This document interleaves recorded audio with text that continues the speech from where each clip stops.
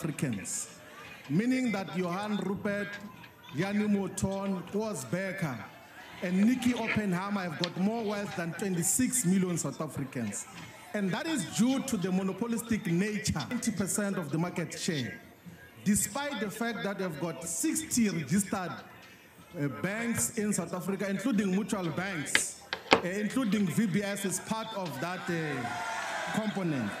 In terms of the medical schemes, you have got 3 medical schemes that account for more than 90% of the market in South Africa. In the pharmaceutical space, you've got Aspen, you've got Adcock, you've got Ascendis, that account more than 90% of the market space. In the refinery sector, you've got Chevron, you've got Engine, you've got Sasol, and you've got Shell that account for almost 100% of the refinery space. In the retail chain space, you've got Checkers, Pick and Pay, Spar, Woolworth, that account for more than 70% of the market share. In the pay television space, you've got one operator called MultiChoice. It's MultiChoice, but it's alone, it's choice within itself. So you've got high levels of economic concentration in South Africa.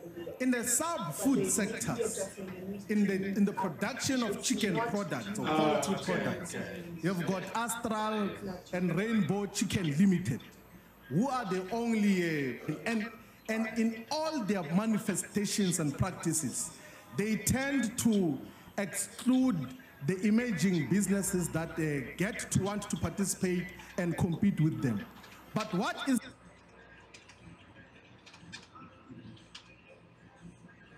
the solution?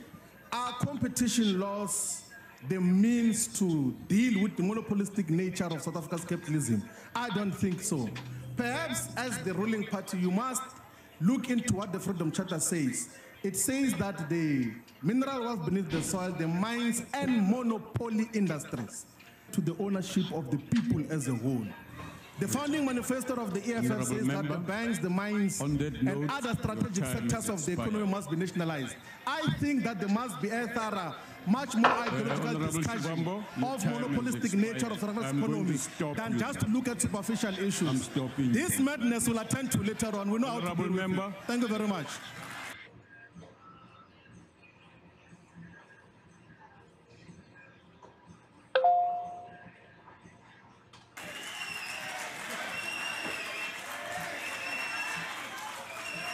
This proposed legislation are to address structural constraints of the South African economy. On the contentious points of the bill has been a new regime for the President to identify a list of national security interests and to establish a committee in order to assess whether an acquisition by a foreign firm will be adverse to national security. The bill does not in its current form specifically list what constitutes a threat to national security and leaves decisions to the Presidential Committee, which can only greatly enhance the political manipulation in the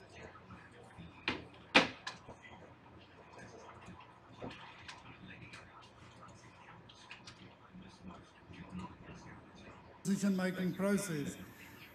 With Chinese deals facing increasing collaboration and freer trade with China, but on the other hand, implemented draft rules in China that will mean much broader range of investment by foreigners, which will fall under Chinese national security review. Every country has its own white paper on national security and investment, and rightfully so, which would increase the government's ability to block or amend foreign acquisition of sensitive assets to that country in the interest of national security. And of course, South Africa's needs requires the same, but the rules around this should be fair and transparent, and the process effectively and efficiently run. With unemployment in South Africa at a staggering 35% and 150 billion foreign investment target to meet, we need to increase the ease of conducting business in this country. How would a committee that's given 60 days to make decisions before making a referral to the competition authorities assist with ease of conducting business? It will simply be adding to the already unrealistic delays, bureaucratic red tape and uncertainty that already frustrating prospective investors to South Africa. In conclusion, The IFP agrees that the South African economy requires a broader competition policy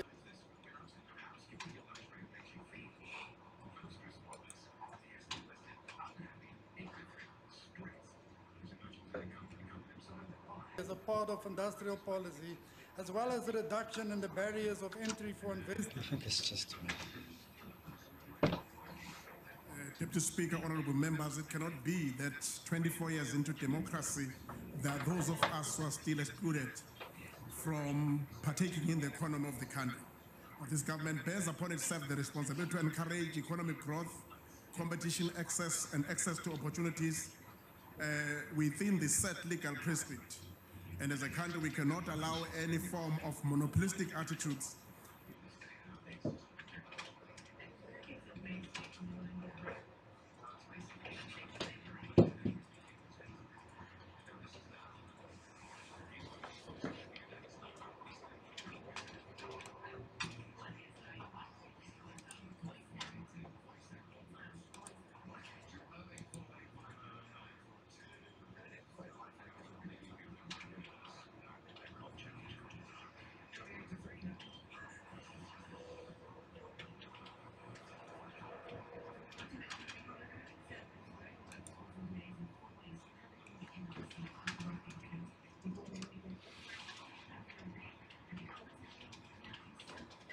By car dealers, canned by shops, to try and tell that black hawkers and black people who own shops usually buy in bulk. Now there's a tendency to inflate prices so that it becomes impossible for small shop owners and those that sell or buy and merchandise by the shelters so that they don't get into the market.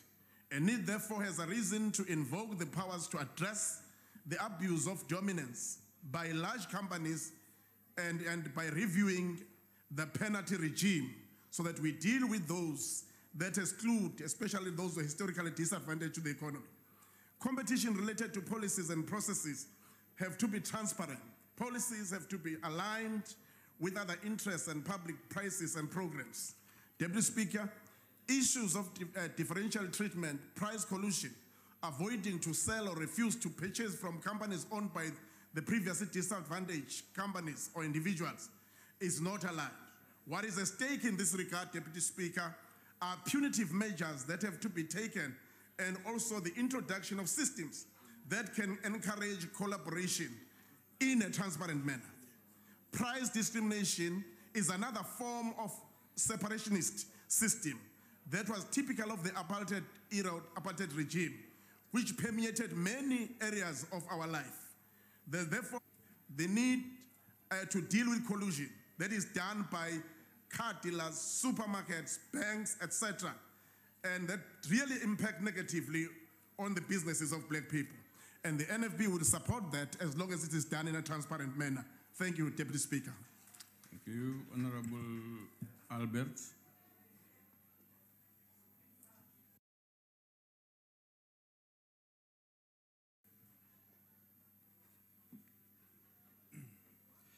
Thank you, Deputy Speaker. South Africa stands at the edge of an economic cliff. Yet it is incredible to behold the ANC government when they have dug the country into a hole to respond by digging even deeper.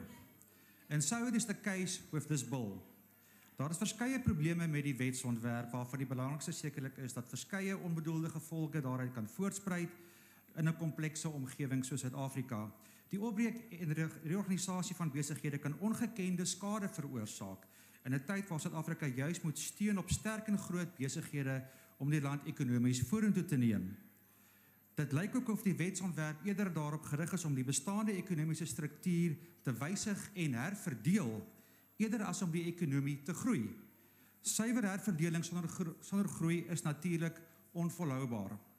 One of the most disconcerting aspects of this bill is the intent to provide unprecedented powers to the President and the Minister to intervene in the market and to halt foreign investment in a time when we are actually actively courting foreign investment. In actual fact, the President of South Africa is saying that South Africa is open for business, but the ANC will decide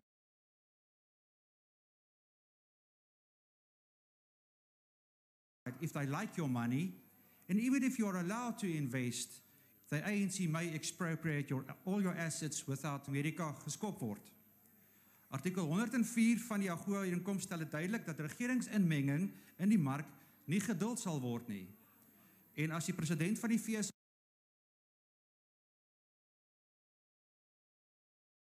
begin kyk na Suid-Afrika en hierdie sien, is dit 'n kwessie van tyd voor ons weer moeilikheid het rondom die AGOA-ooreenkoms.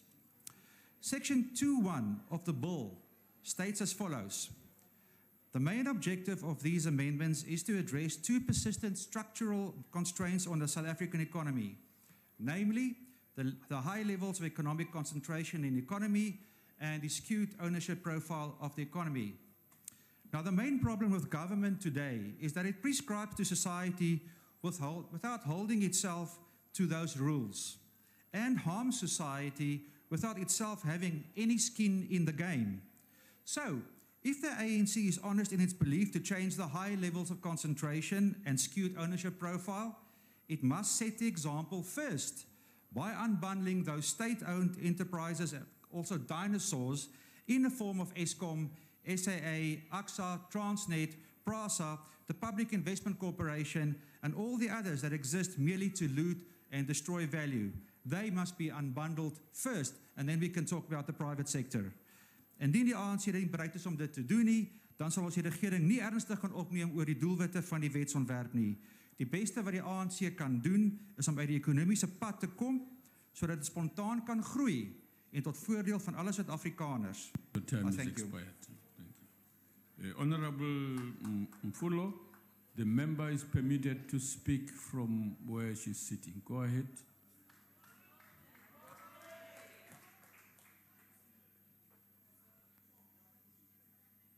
Speaker. You have Today- to switch on the mic. It's on. Ngizo, go ahead. Deputy Speaker, honorable members, today is a proud moment for small business as we amend the Competition Act to place the promotion of SMEs and economic inclusion at the heart of our law. The Competition Authority made big strides in the past 9 years since their oversight was transferred to the newly formed Ministry of Economic Development in 2010. The ministry is fact pioneered a new approach that gave more prominence to employment, localization, and small business development. Working closely with Competition Commission and Tribunal, government reached settlement in a number of large measures that broke new ground in the new competition law internationally. The Competition Commission and Tribunal imposed conditions during measures that protected more than 65,000 jobs in the last 4 years. The ministry helped to put in place commitments of more than 10 billion by major firms for small business support or investment in new industrial capacity, 66 times more than the Economic Development Department's own annual budget. The Competition Authority have taken clear action to break up cartels, which has kept our people down for too long. Honorable members, in spite of this excellent effort, the legacy of our past continues to result in the exclusion of many South Africans from the economy, from the opportunity to create their own wealth, improve the lives of their families. This loss to our economy and to our people should not be tolerated anymore.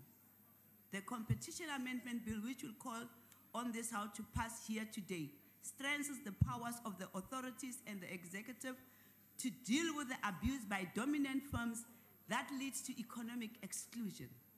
The amendment bill will make it easier for the authorities to deal with price discrimination by large companies against small firms and black-owned firms. This is important if we are to create an economy with hundreds of thousands of new small businesses. The bill introduces the concept of unfair pricing and unfair trading conditioned by dominant firms in the market against their suppliers. This will be the first time that the competition law will deal with abuse of power. Honorable members, A number of small business and other organizations gave evidence to this portfolio committee on the problems they face from behavior of the big players, and the committee worked closely with ministry to find ways to further strengthen the law. The bill deals with commercial predators.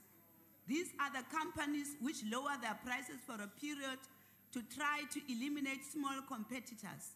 And once they've done so and they no longer have a competitor, they increase their prices again so that they have a monopoly. The Freedom Charter requires us to act against monopolies. I want to congratulate the Minister and the Department for submitting to Parliament the law that, in fact, will give regulators more power to combat monopolies and cartel. We in the ANC endorse this bill and call all our people to support its implementation. I thank you. Thank you. Honorable Carter.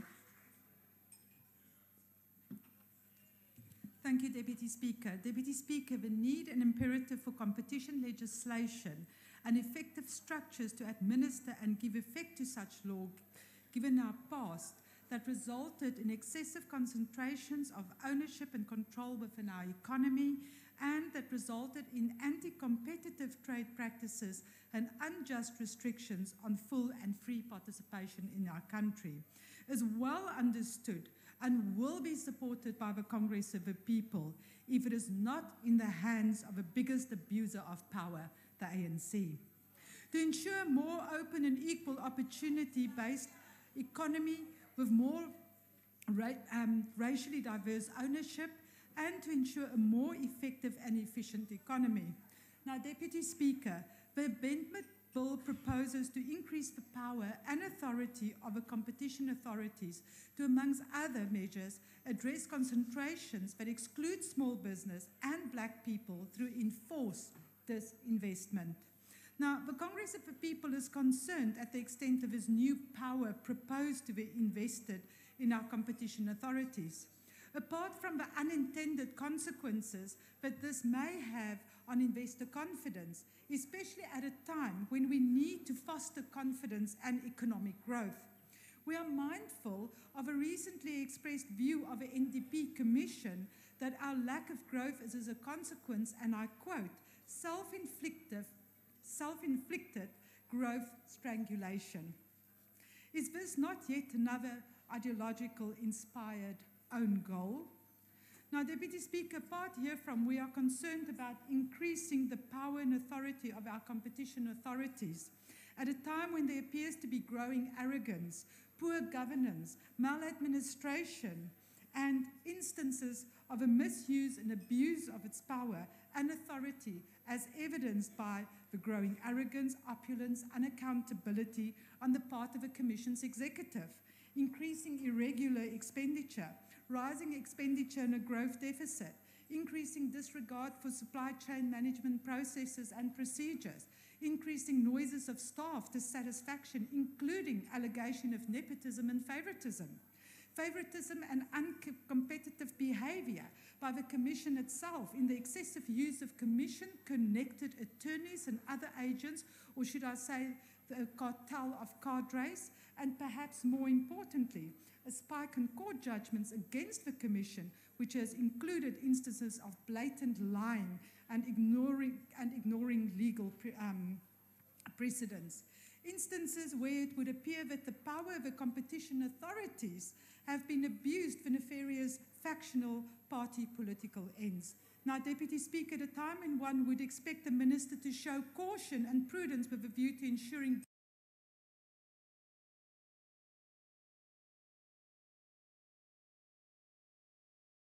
good and clean governance and legislation that will foster investor confidence. Thank you very much, Honorable Deputy Speaker. Before I go into my speech, let me quickly get rid of these few items here. Honorable Kado, no amount of offensive language will help you to take our country back to the days of Hendrik Verwoerd and black oppression. We are in the process of rebuilding our country and empowering our people and making sure that they participate more in the mainstream economy of our country is part of that process. You better get used to it. You say that the minister should not have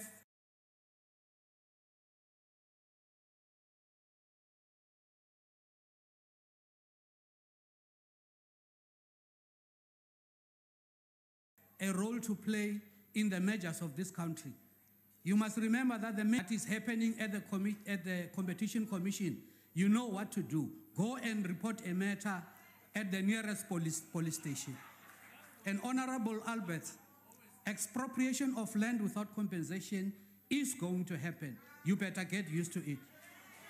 Honorable members, for how long must the economic door remain half opened to small and medium businesses in our country?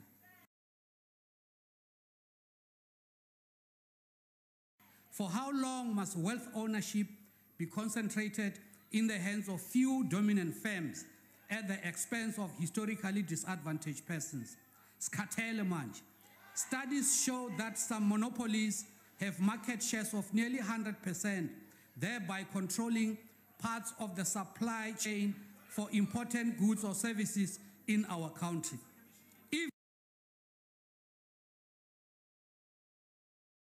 Even international commentators on South Africa recognize the size of this problem.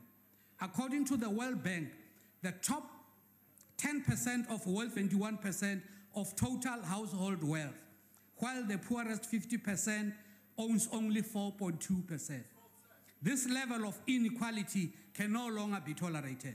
The Competition Amendment Bill therefore helps to open the economy to small and medium enterprises and black South Africans. It introduces into our law for the very first time tools to deal with economic concentration in a real and meaningful way.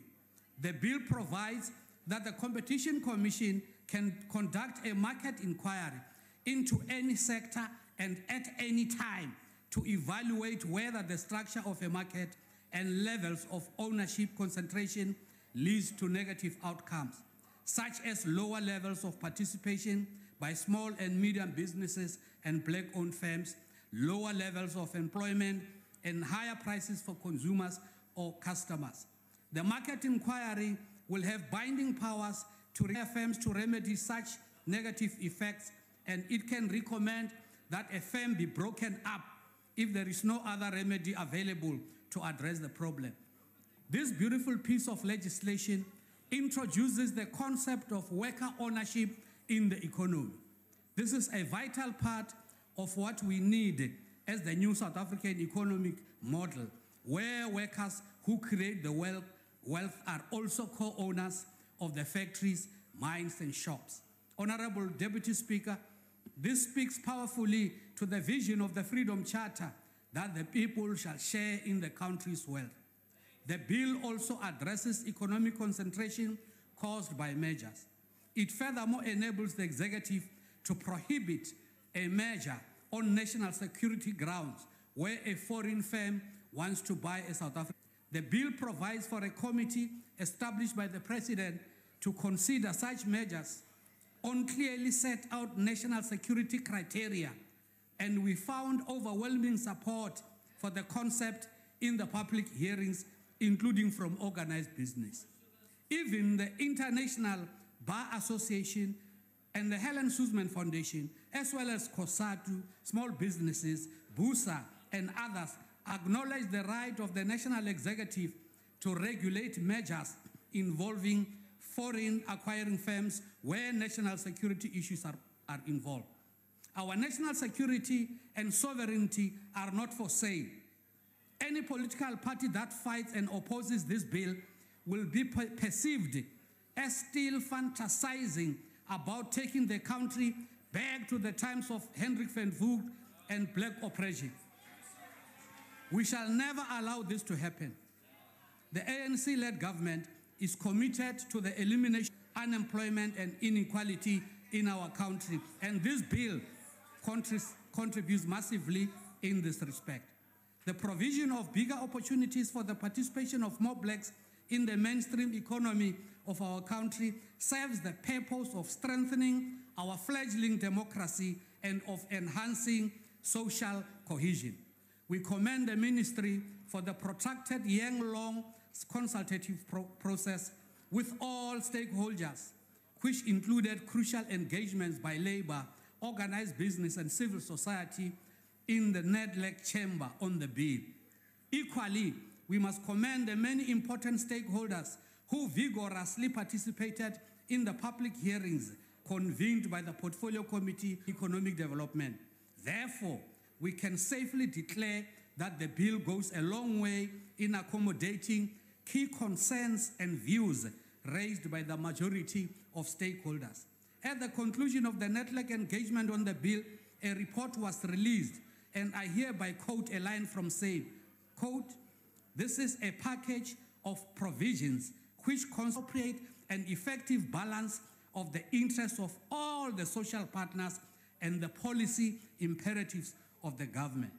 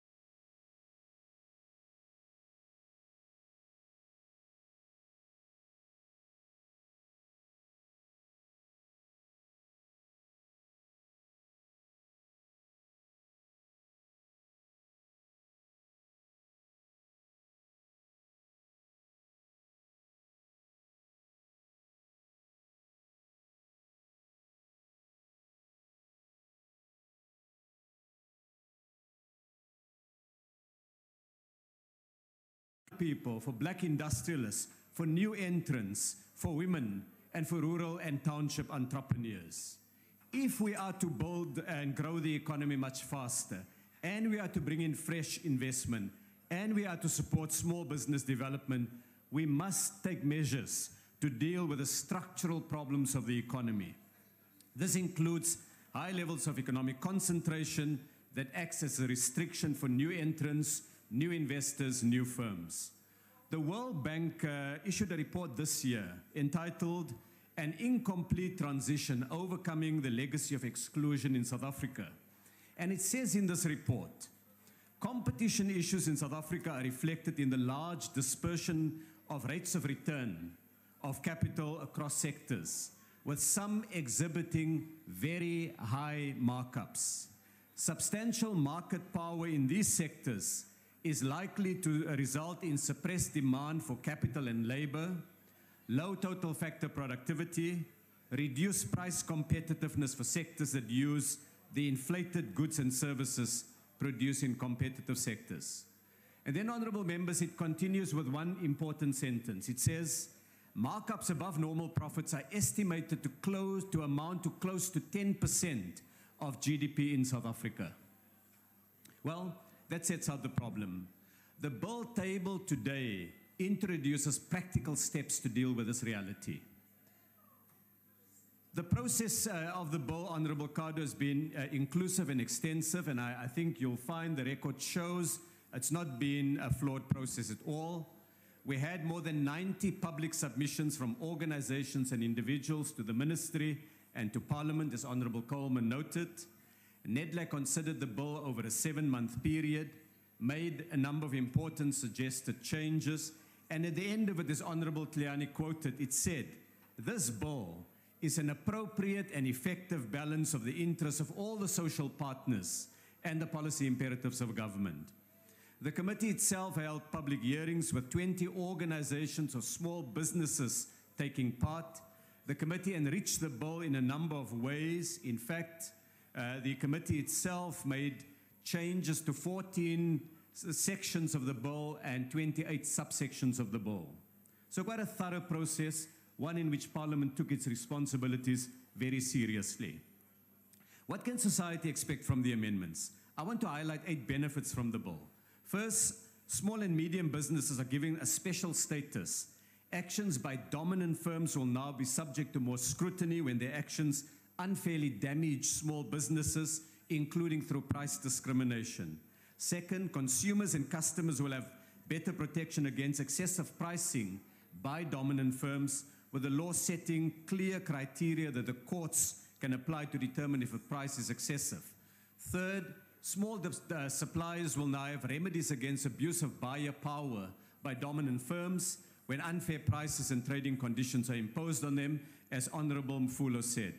Fourth, worker ownership of shares in companies are promoted through a criteria on expanded ownership during mergers. Fifth, citizens will know that government will protect the country's national security interests when a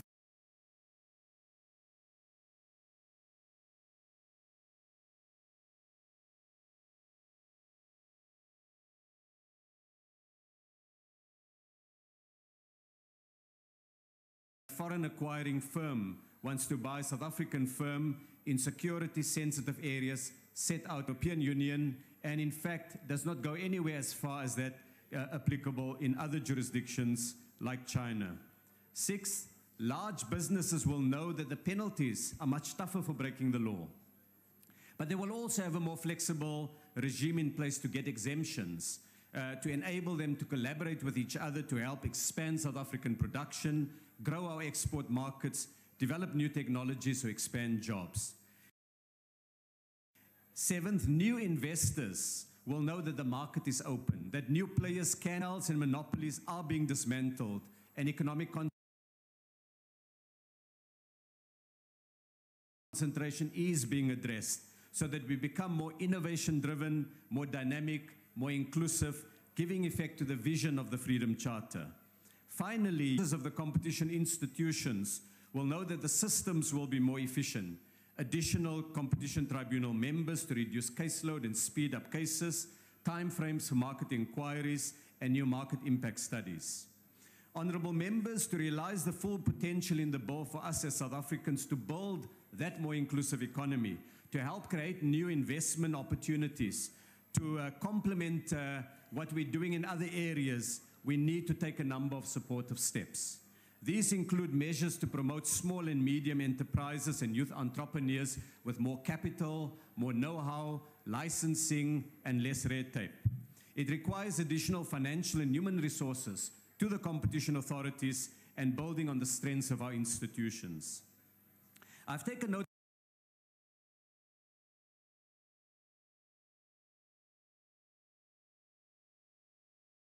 of concerns expressed by some members regarding the Competition Commission misbehavior.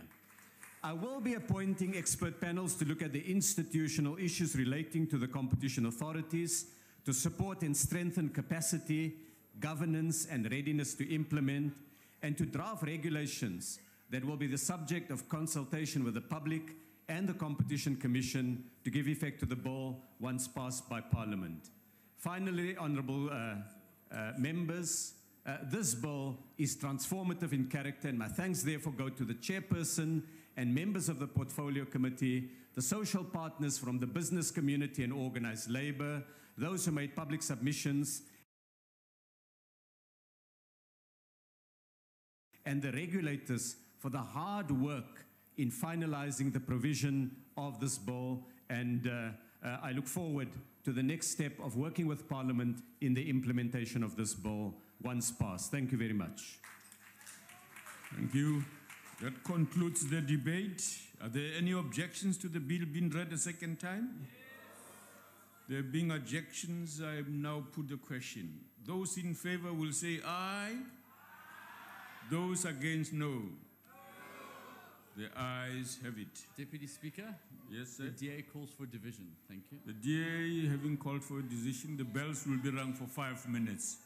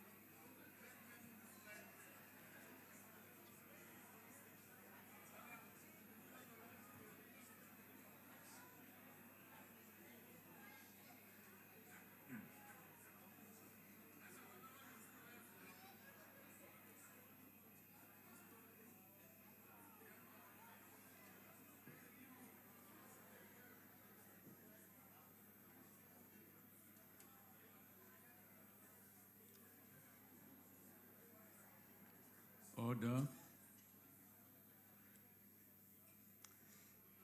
Let's state the obvious. Honorable members, we would like to remind you, you may only vote from your allocated seats. When requested to do so, members must simply indicate their vote by pressing the appropriate button below yes, no, or abstain sides. If a member inadvertently presses the wrong button, the member may thereafter press the correct button. The last button pressed will be recorded as the member's vote when the voting session is closed by the chair. The question before the House is that the Competition Amendment Bill be read a second time. Are all members in their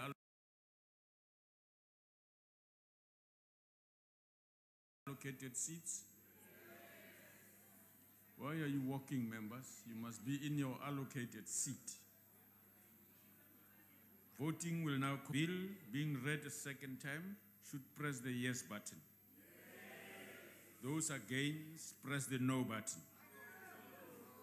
Those wishing to abstain should press the abstain button. Have all members voted? Okay. Okay, that's fine, that's fine. You are being seen. All right.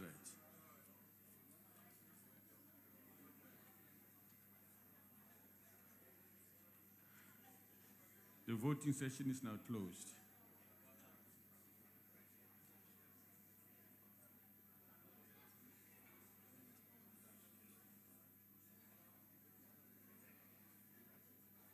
Mantashe is recorded.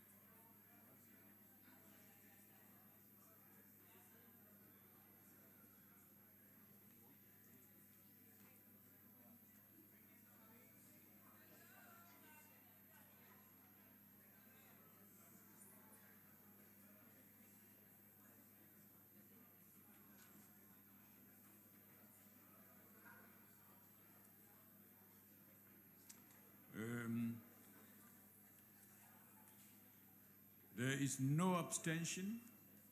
There are 83 noes and 194 yes votes. The bill will be sent to the National Council of Provinces for concurrence. Oh, yes. The Secretary will have to read the bill a second time. Competition Amendment Bill. It will now be sent to the National Council of Provinces for concurrence. The Secretary will read the third order. Consideration of Plant Improvement Bill and of Report of Portfolio Committee on Agriculture, Forestry and Fisheries thereon. Honorable Siminya.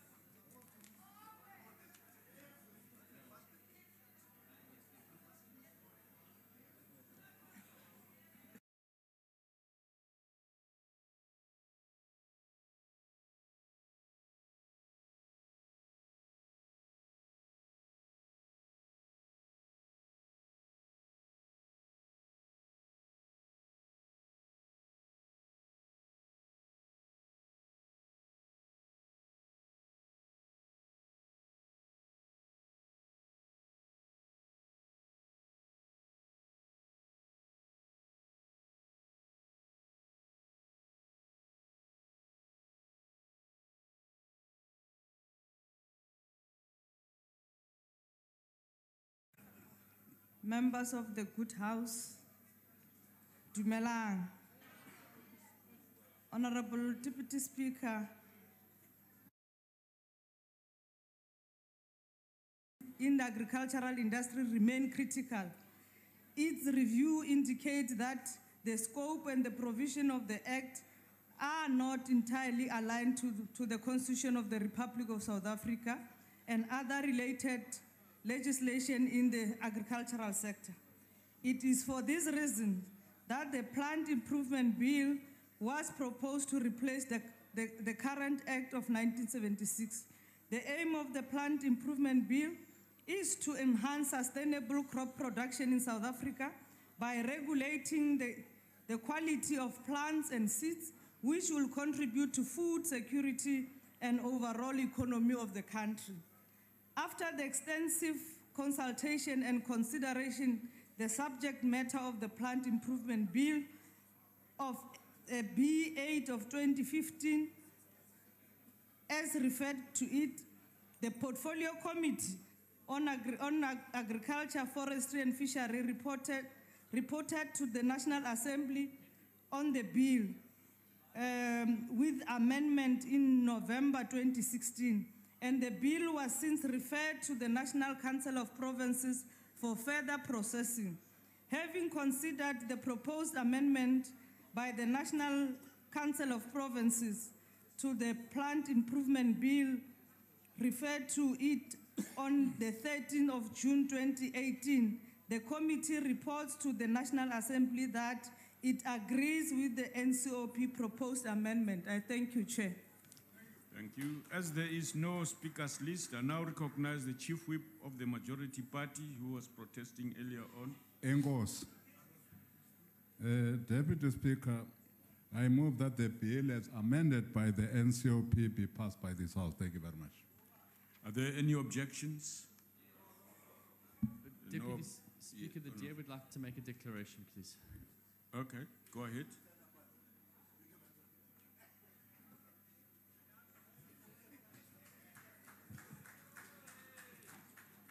Geachte adjunct Speaker, die Nasionale Raad van Provinsies het die kleinkwekersgemeenskap in hierdie twee ontwerpwette liderlik gefaal. Die gedagte was dat die Raad die twee wetgewings na die komitee sou terugstuur met 'n string voorstelle vanaf die gemeenskap. Ongelukkig het die Raad dit goed gedink om slegs twee geringe voorstelle aan die komitee te maak. Uit die aard van die saak is dit onaanvaarbaar idee dat die gemeenskap op hierdie manier slings gevnyk word. Kleinkwekers is vir baie jare blootgestel aan die boelie-taktiek van sommige kommersiële kwekers en kon nooit staat maak op die beskerming van die staat nie. Hierdie wysiging was 'n guldige geleentheid om die saak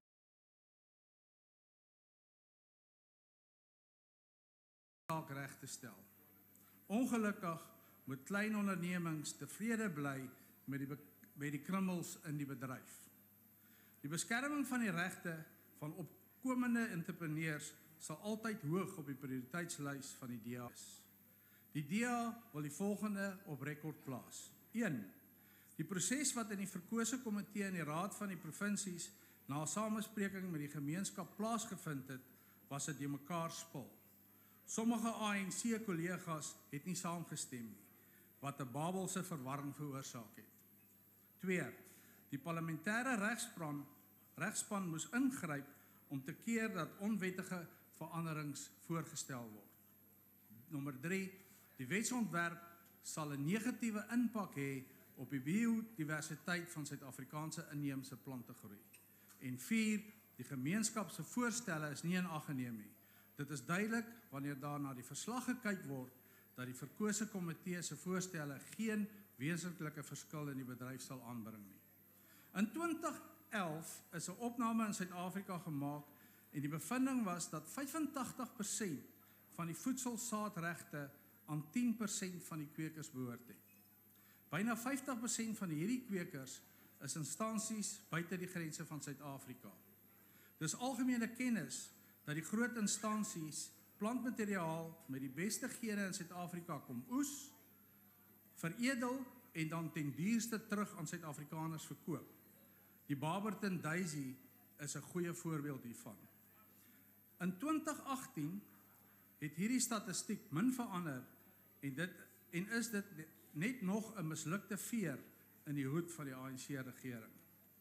Alhoewel daar 15 miljard rand jaarliks deur hierdie regering aan kleinsake en kleinskaalboere bestee word, is 88% van hierdie entrepreneurs gedoem tot mislukking. Na die 2019 verkiesing sal die nuwe DA-regering na die behoeftes van kleinsakeonderneming omsien. Ons sal seker maak dat kleinsakeondernemings in elke sektor geleenthede gegee word om suksesvol te wees, om sodoende werksgeleenthede te skep vir bykans 10 miljoen werklose burgers. In hierdie wetsontwerp is die poging om kleinskaalkwekeries te bemoedig om deel te word van die bedryf duidelik beperk. Die kleinskaalkwekers het verseker ander behoeftes en dit het tyd geword dat die politieke retoriek en praatjies van die ANC omgesit word in praktiese oplossings, sodat elke Suid-Afrika deel kan word van die ekonomie om sodoende 'n waardige lewe te lei. In 'n DA-regering waar die waardes van vryheid, geleenthede, regverdigheid en diversiteit geïmplementeer sal word, sal niemand agtergelaat word nie. Een Suid-Afrika vir almal. Baie dankie.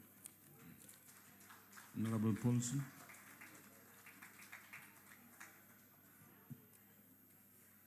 Thank you, Deputy Speaker. When the Plant Breeders' Rights Bill and the Plant Improvement Bill was sent to the NCOP, it was an opportunity to fundamentally change a bill which does not serve the interests of South Africa or a people. But the changes suggested by the NCOP and accepted by the Portfolio Committee in industry do not in any way change the substance of these two bills. And for this reason, we reject both the Plant Breeders' Rights Bill and the Plant Improvement Bill, as we did when the bills were first debated in the National Assembly. These two pieces of legislation are problematic for a number of reasons. One, they perpetuate the colonial practice of not recognizing indigenous knowledge systems relating to plant breeding. It excludes indigenous people who have worked with the plants of this country for centuries, but who simply have not registered rights over the plants they work with, either because they saw no need, were not informed, or did not have the means to do so. Two, the Plant Breeders Bill seeks to make infringements of a plant breeder's rights liable to criminal prosecution instead of enforcement being done through take into account seed systems that support smallholder farmers and ecological farming. And we will only further entrench inequality within the agricultural sector. Four, the Plant Improvement Bill does not recognize farmer-managed seed systems, limiting their ability to reuse, exchange, and sell seeds that they have farmed themselves. As it stands, a handful of companies control the entire seed and pesticide industry, and this bill only empowers these companies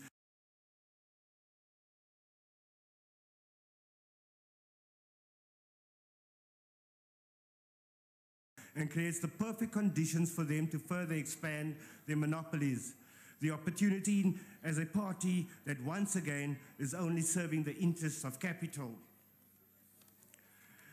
Those who feed you control you, and by further empowering seed monopolies, we are putting our entire food value chain in the hands of people whose only interest is capital. This compromises our food security and nutritional security and the future of this country. We therefore reject this report. Thank you very much. Before I call the next member, honorable members, join us in welcoming the students and lecturers from the Boerland TVET College. Welcome.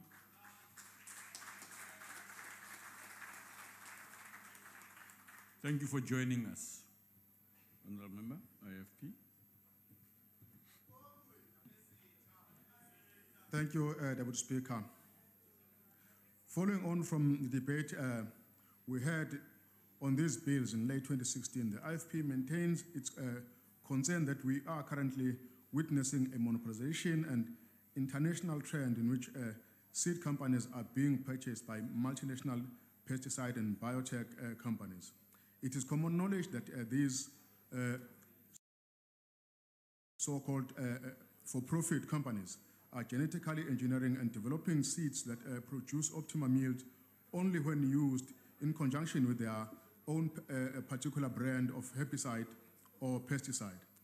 The long-term health and environmental effects of such genetically modified seeds and herbicides and pesticides remain a mystery.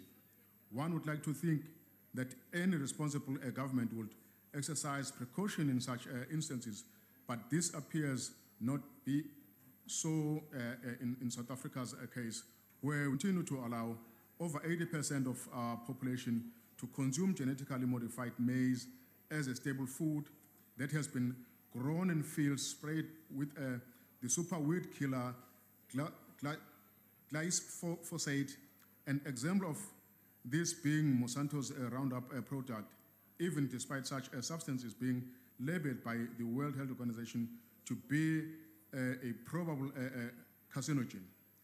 In a recent landmark judgment in the United States of America, in August of this year, a court ordered biochemical giant Monsanto, which is a unit of BioAG, liable in lawsuit filed by a man who alleged the company's glyphosate-based weed killers, including Roundup, caused his cancer, and ordered the company to pay $289 million to compensatory punitive damages. As a school groundkeeper who had been applying the weed killer at school where he was employed up to 30 times per year.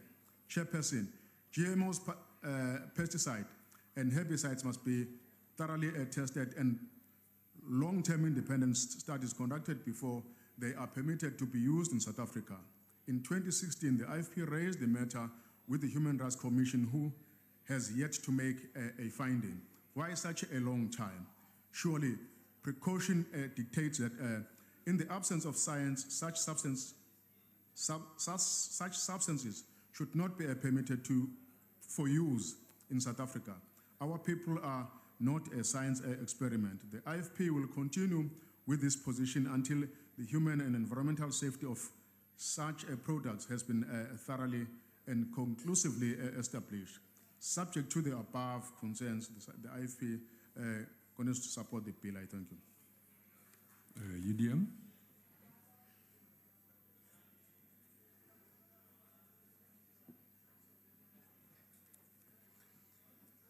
The original reason for this bill was to ensure constitutional compliance. That has been done to the extent that it could have been done. Food security is key in our country, given that 13 million people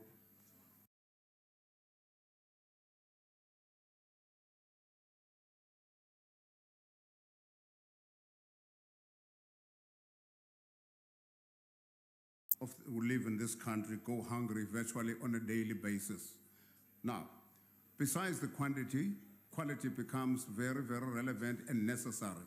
And this is the quality elements to the food that you produce. And this bill will do exactly that as it is, and at production level. Understand that the department does not have sufficient personnel to do inspection of food at retail level and so on.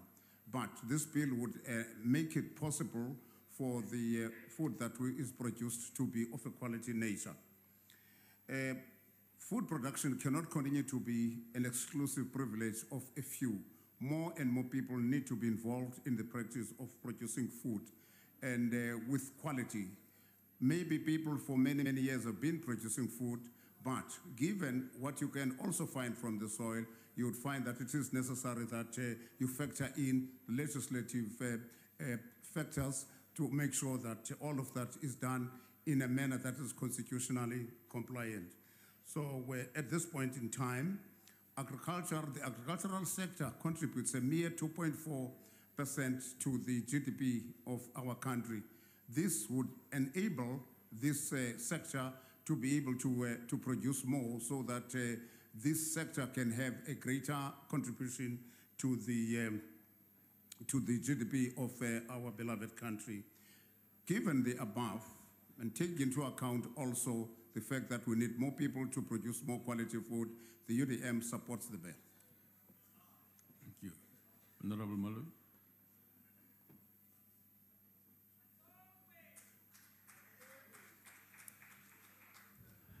Deputy Speaker, thank you very much.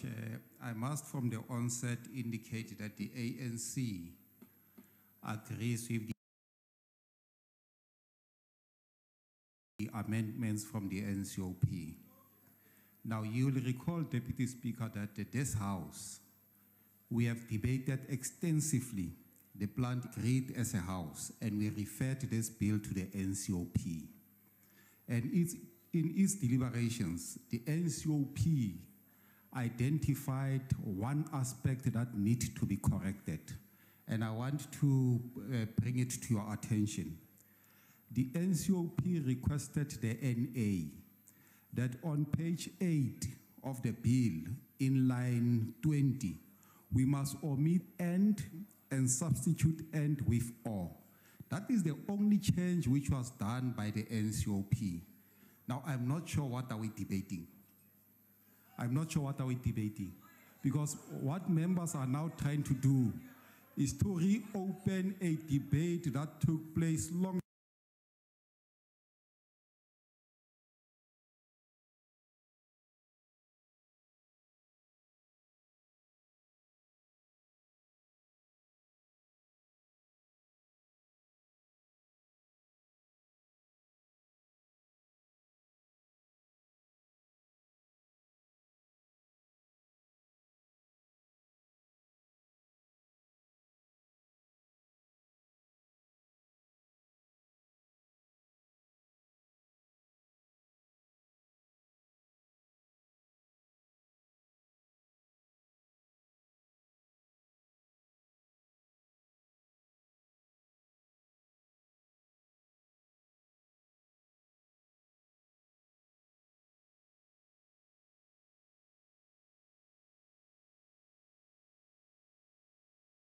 how they've managed things. So therefore, Honorable Deputy Speaker, the ANC agrees, and we don't want to reopen a debate that was closed a long time ago. Thank you very much.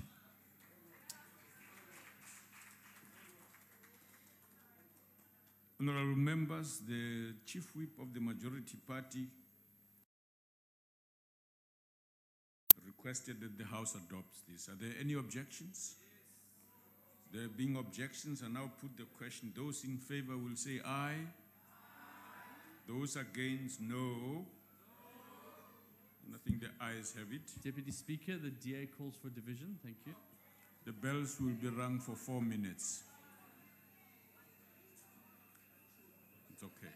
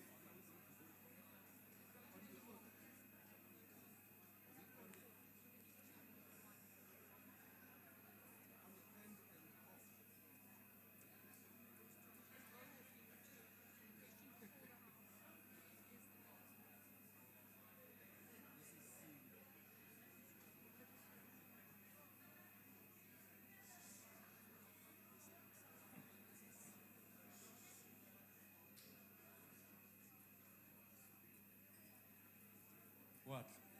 Kabawa, right? It's okay.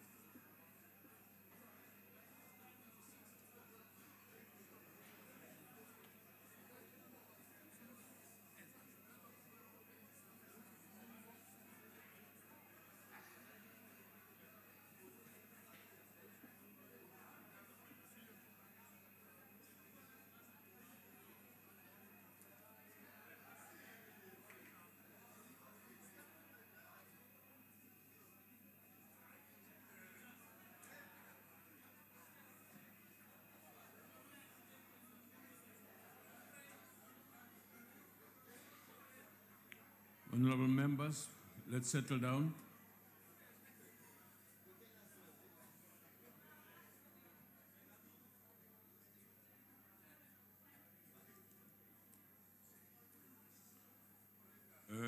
Honorable member, you can't go out.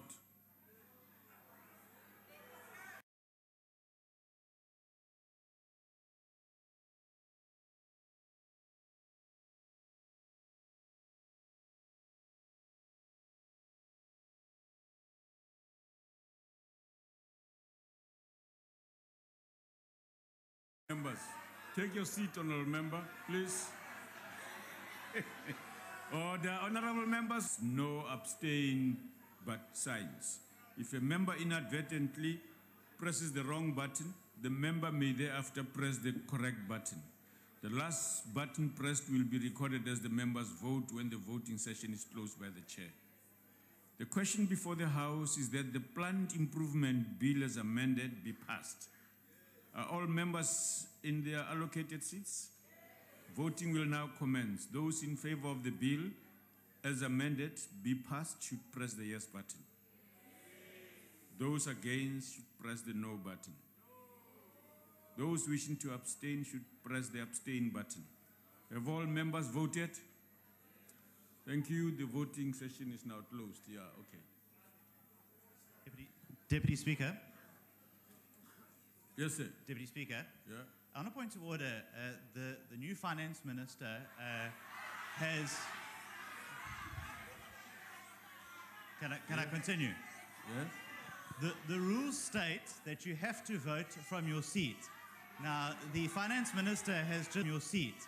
Now, the finance minister has just taken a seat and he hasn't voted. Now, I know it's been. You will be briefed about that.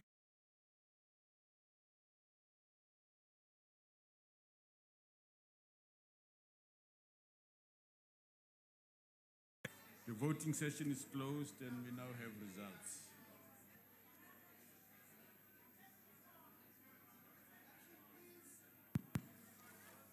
Honorable members, there are no abstentions. There are 73 noes and there are 207 yes votes. And the bill will be sent to the President for assent. Honorable Minister, you may now leave. Chair. No, he's not a member, he doesn't vote, so don't worry about it. Chairperson. Yes, sir. Is that the bill got to do with what the President announced about the tree to help the DA members? The tree that he spoke of from the Limpopo? No, Honorable Chauke, no.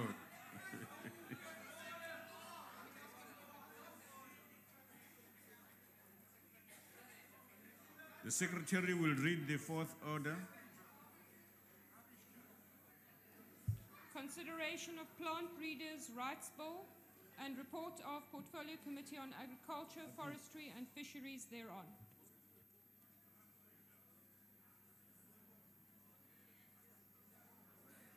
Honorable Sminya.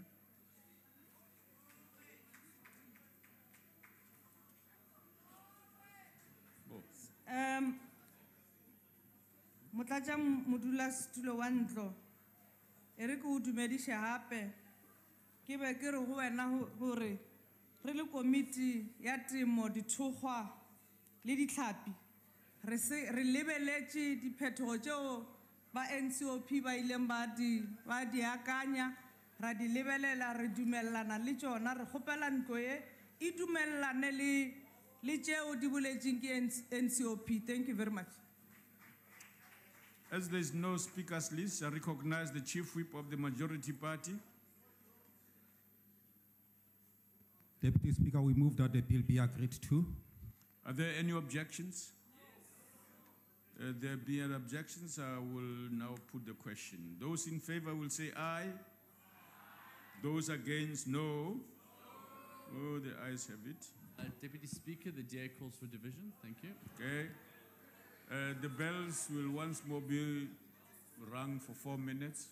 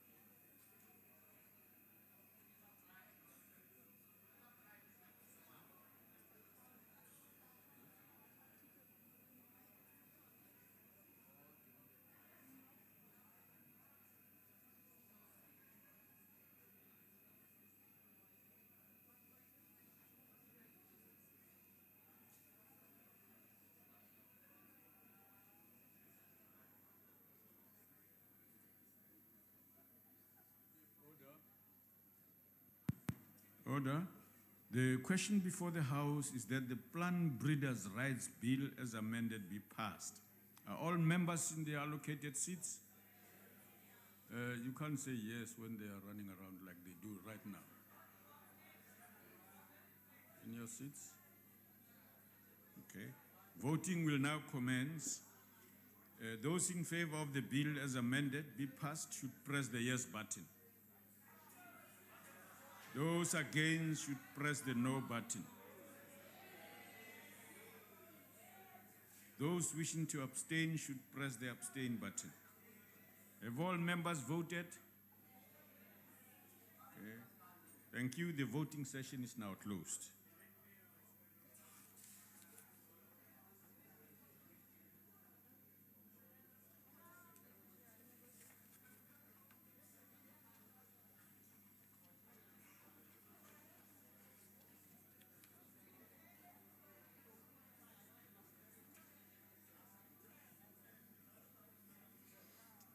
There are no abstentions. There are 71 noes and 209 yes votes. The bill will be sent to the President for assent. The Secretary will read the fifth order. Consideration of report of Portfolio Committee on Trade and Industry and Standing Committee on Finance on review of 2002 Southern African Customs Union Sacu Agreement. Honorable Fabs.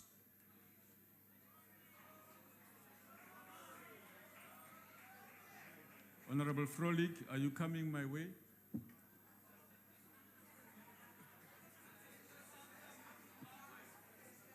one was it? I couldn't even hear. There's such a noise. Is this the SADC and Sacu?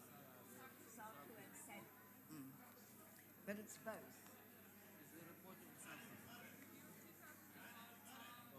No, we were told it's two. I've just been informed by the referee it's two of them. No, yes, Brendan. See?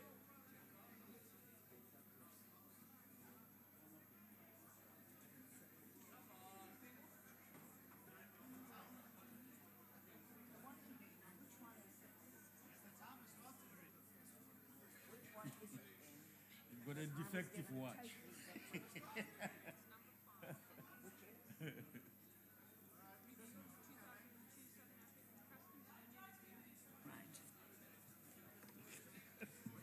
Good afternoon, good afternoon, Honourable Chair.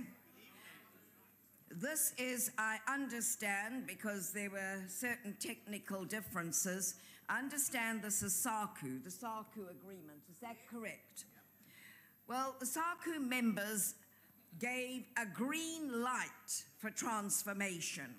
Members agreed to transform Sacu into a development integration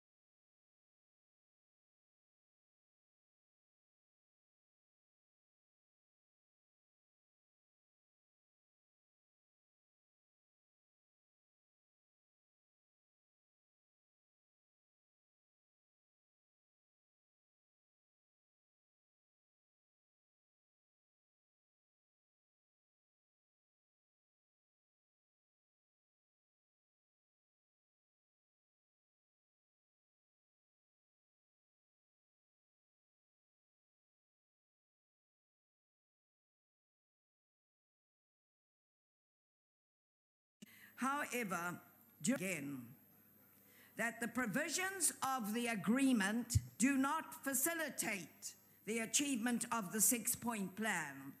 And members of this House, this affects South Africa, so we should be listening.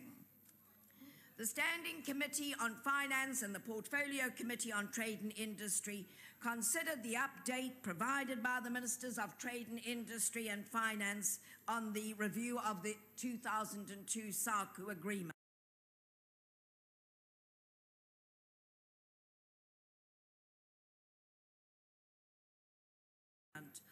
and we recommend that the House approves the resolution that advocates that the Department of Trade and Industry and engagements.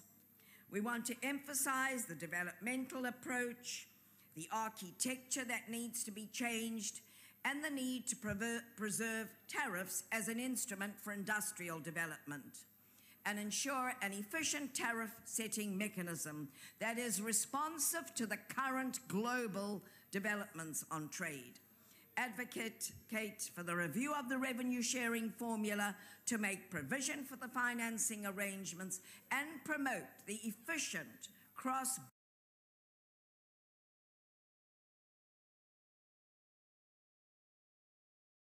basis of discussions in the revenue-sharing agreement. And I would hope, Honourable Chairperson, that members of this House also give this the green light. I thank you. Thank you, Honourable.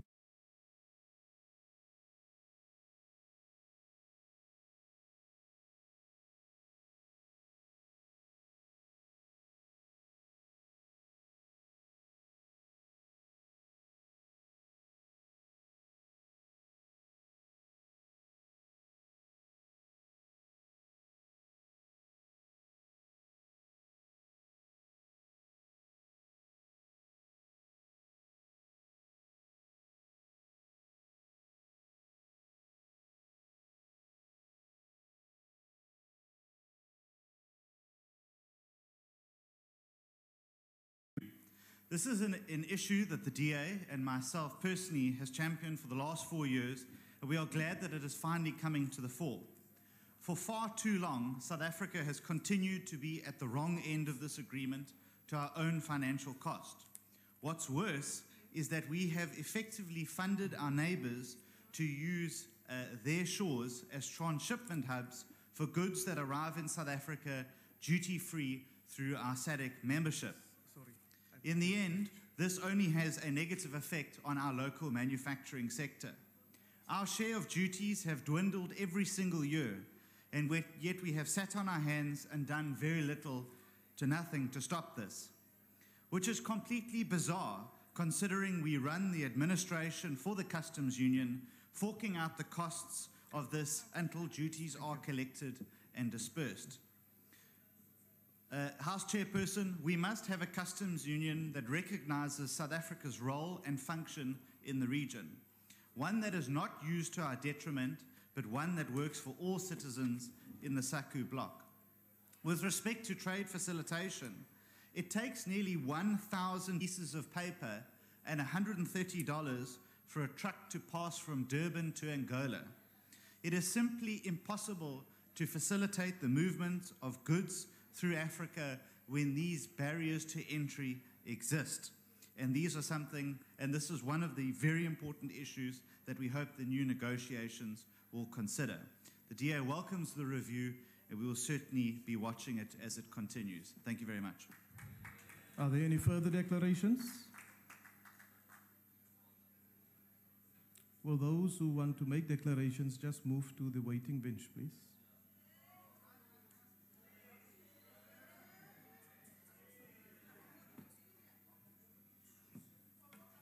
Thank you, Honourable House Chair. Allow me to apologize. I thought my colleagues were coming before me. The National Freedom Party welcomes the report of the Department of Trade and Industry tabled here today. We acknowledge the review process in place to transform and implement a development integration approach.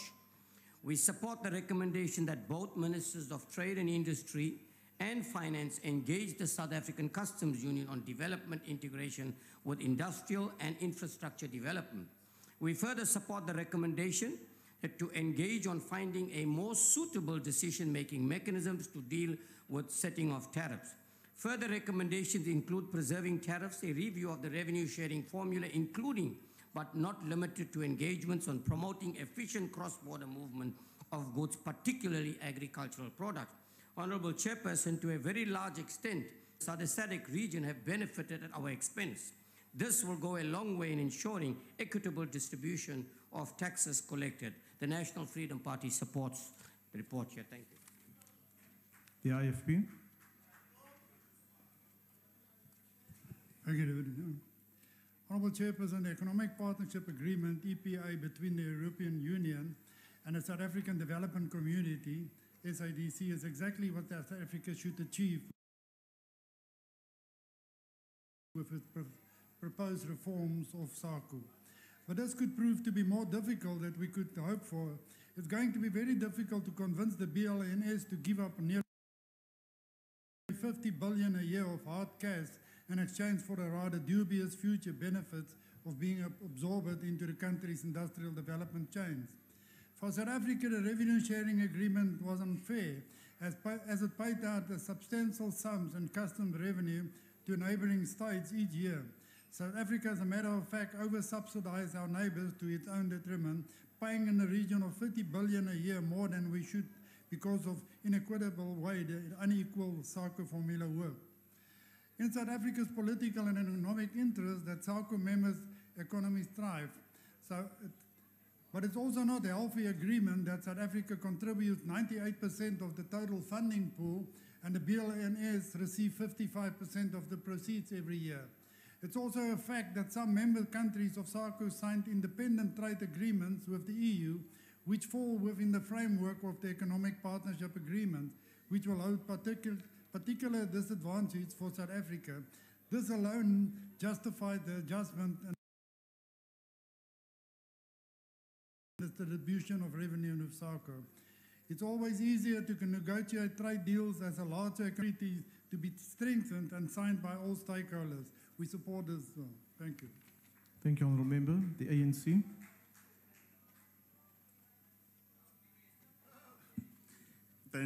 Thank you, Chair, and to members. The South African Custom Union is the oldest in the world. We know that it dates back as early as 1889 before the Union, when an agreement was signed in 1910. The ideals of which our forefathers, the Pan-Africanist, they left with us, we continue to cherish that we are one people. We have one destiny, regardless of the artificial boundaries which colonialists had invented, including balkanization. After our triumph over apartheid and ushering of democracy, we're to live up to the dictum of transforming and change, which is characterized by both discontinuity and continuity. Honorable Macpherson, we are just mistaken to think the DA is the one that initiated the review, or you have been the champion thereof.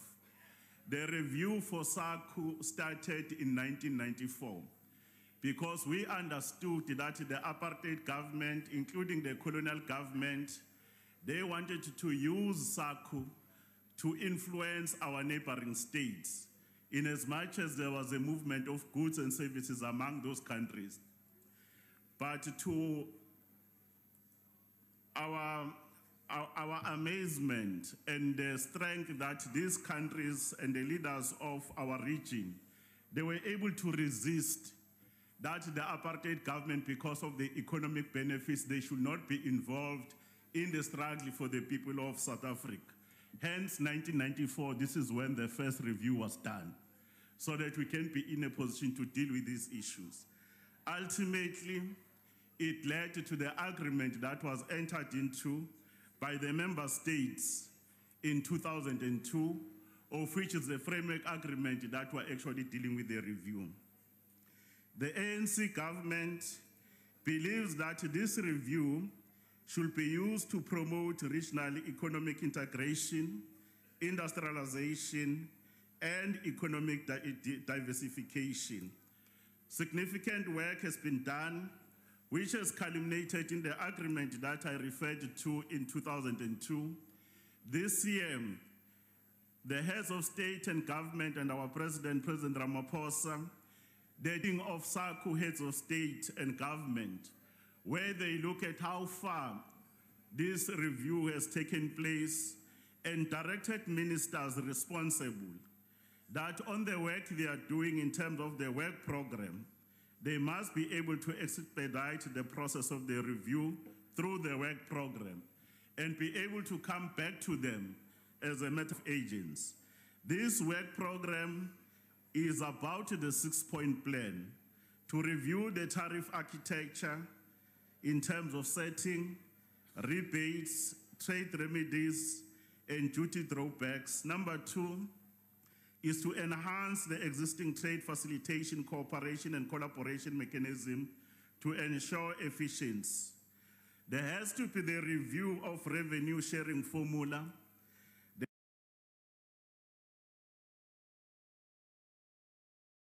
There must also be the promotion of the value chain, and more importantly, in terms of public policy, to ensure that the development within the region is actually taken to the next level. Therefore, the ANC will continue to provide leadership on this important matter of regional integration so that our economies, they can be able to demonstrate that we are one people, we have one destiny as the people of this region and the people of the continent of Africa. Therefore, the ANC supports the review process and the report that has been presented by our able chairperson, Comrade Fabs. I thank you. Thank you, Honourable Member. Since there are no objections, the question has been agreed to. We now get to the 6th order, and the Secretary will read the 6th order for. Consideration of requests for approval by Parliament of agreement establishing the African Continental Free Trade Area in terms of Section 2312 of the Constitution. I now recognize the chairperson of the committee, the Honourable Fabs, who will introduce the report. Thank you very much, Honourable Chairperson. Indeed, this refers to the ratification of this agreement, which establishes the long-awaited African Continental Free Trade Agreement area. This we have looked forward for many, many years. And on the 1st of July 2018, on the occasion of the 31st Ordinary Session of the African Union Heads of State and Government in Mauritania, the agreement was signed by South Africa. In fact, for some time now, we've been reviewing this agreement, looking at any challenges it could pose, and what we saw was a number of positives.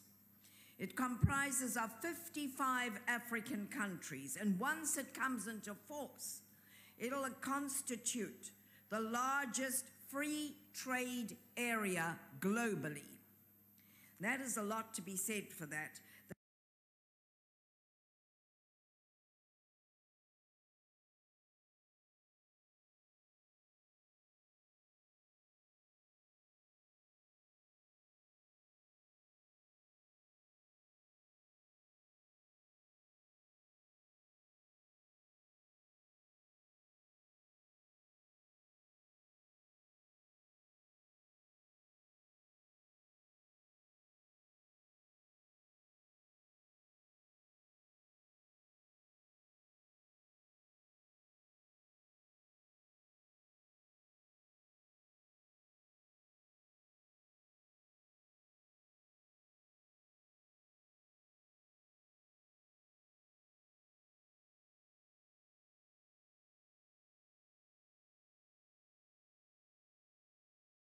The world trade estimated to be only 3%. And we believe that this agreement will accelerate the achievement of the expansion of interregional trade. We'll get to 52% and be able to increase our footprint in the global trading area. The AFCFTA creates a single set of rules for trade and investment among all African countries and provides legal certainty. As I said, it facilitates intra-African trade, and included in this are 22 instruments of ratification, and they are all required for the agreement to come into force. As of August 2018, 49 countries had signed the agreement. 7 had already ratified it. After it enters into force, countries ratifying the agreement will be required to accede to it. And this is the important point that we should keep in mind, that the decision those countries take, we would all be bound by it. Any country that does not ratify it now and hangs on, misses the boat and the train, would simply have to agree to what other countries in Africa had already unpacked and agreed to. In this regard, South Africa's ratification of the agreement prior to its entry into force will ensure that South Africa will be party to all the decisions taken under this process. It will also underscore South Africa's commitment to regional integration and a coordinated strategy to boost intra-African trade. And therefore, Honourable Chair, we call on the House to support the ratification of the agreement establishing the African Continental Free Trade Area. I thank you. Thank you, Honourable Member. Honourable Members, are there any objections to the approval of agreement establishing the African Continental Free Trade Area as it appears on the order paper? No objections. There are requests for declarations. Democratic Alliance. Thank you, House Chairperson. South Africa stands at the door of history as we ratify the Continental Free Trade Agreement, which will create, as the Honourable Fabs has said, the largest free trading bloc in the world. Having access to these new markets in Africa gives South Africa much potential to boost trade and grow investment in South African manufacturing and the services sector.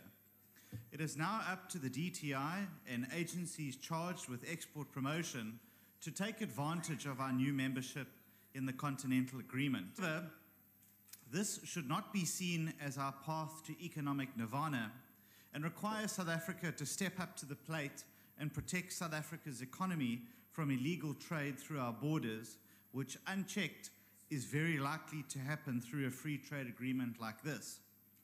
This is because the CFTA requires a customs service that is able to detect and stop transshipments and illegal shipments that arrive in South Africa without having to pay required duties, which decimates our manufacturing sector. Further to this, we will be subjected to a common rule book that will need to be enforced by all signatories to ensure that the playing fields are level and no one country takes advantage over another. We hope that the CFTA will lead to further advancements in areas like transport, especially with respect to the long overdue African Open Skies Agreement. It is still incredible that it can take days to fly from South Africa to certain African countries via hubs like Dubai. But House Chairperson, I think the one thing that we can be proud of is how Africa is being seen as an advocator for free trade versus a growing tendency for the backwards, closed, inwards protectionism that is sweeping much of advanced economies around us. And so it is something that we should celebrate and hold in good stead going forward.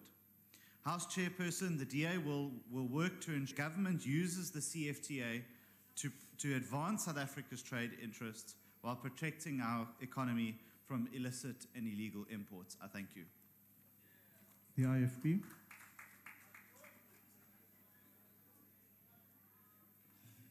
Thank you, Chair. This free trade agreement for Africa is possibly the most significant event in and for Africa as a whole, and its significance seems to have been largely underestimated. As can be seen by the looming international trade war sparked by US President Donald Trump and the Brexit negotiations, it absolutely makes good business sense to diverse and hedge risk, and this agreement is doing not only it for South Africa, but for the African continent as a whole. Our goal of partnering with markets and operators elsewhere in Africa is based on the research and first-hand experience of working on the continent and identifying and unlocking its potential.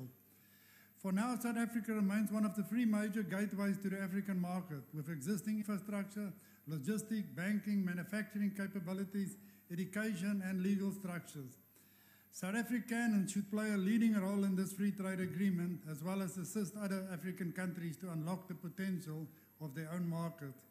Our aim should also be to improve the export of value-added products, and opportunities in this regard are already opening up. It's time for African leaders and business to get involved in intra-Africa trade so as to ensure Africa economic freedom now and in this respect for future generations. The IP supports this agreement. Thank you, Honourable Member. Go.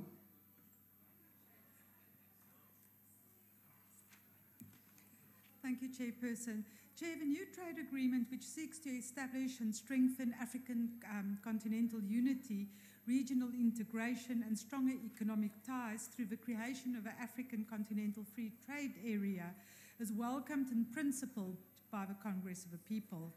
An African-wide continental free trade area could turn Africa into the biggest single market since the establishment of the World Trade Organization.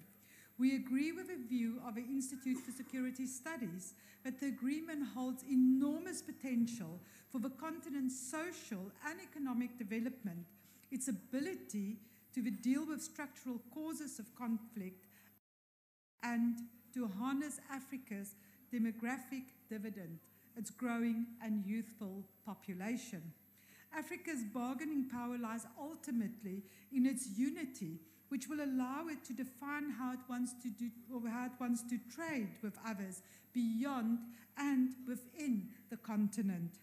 But as the South African Institute for International Affairs points out, the real test will be whether our continent's leaders will be able to give effect to the agreement and successfully implement the envisaged free trade area, given that a lack of intracontinental unity, political will, technical expertise, and financial constraints have historically plagued most of our continental and regional efforts towards deeper intra-African trade to date.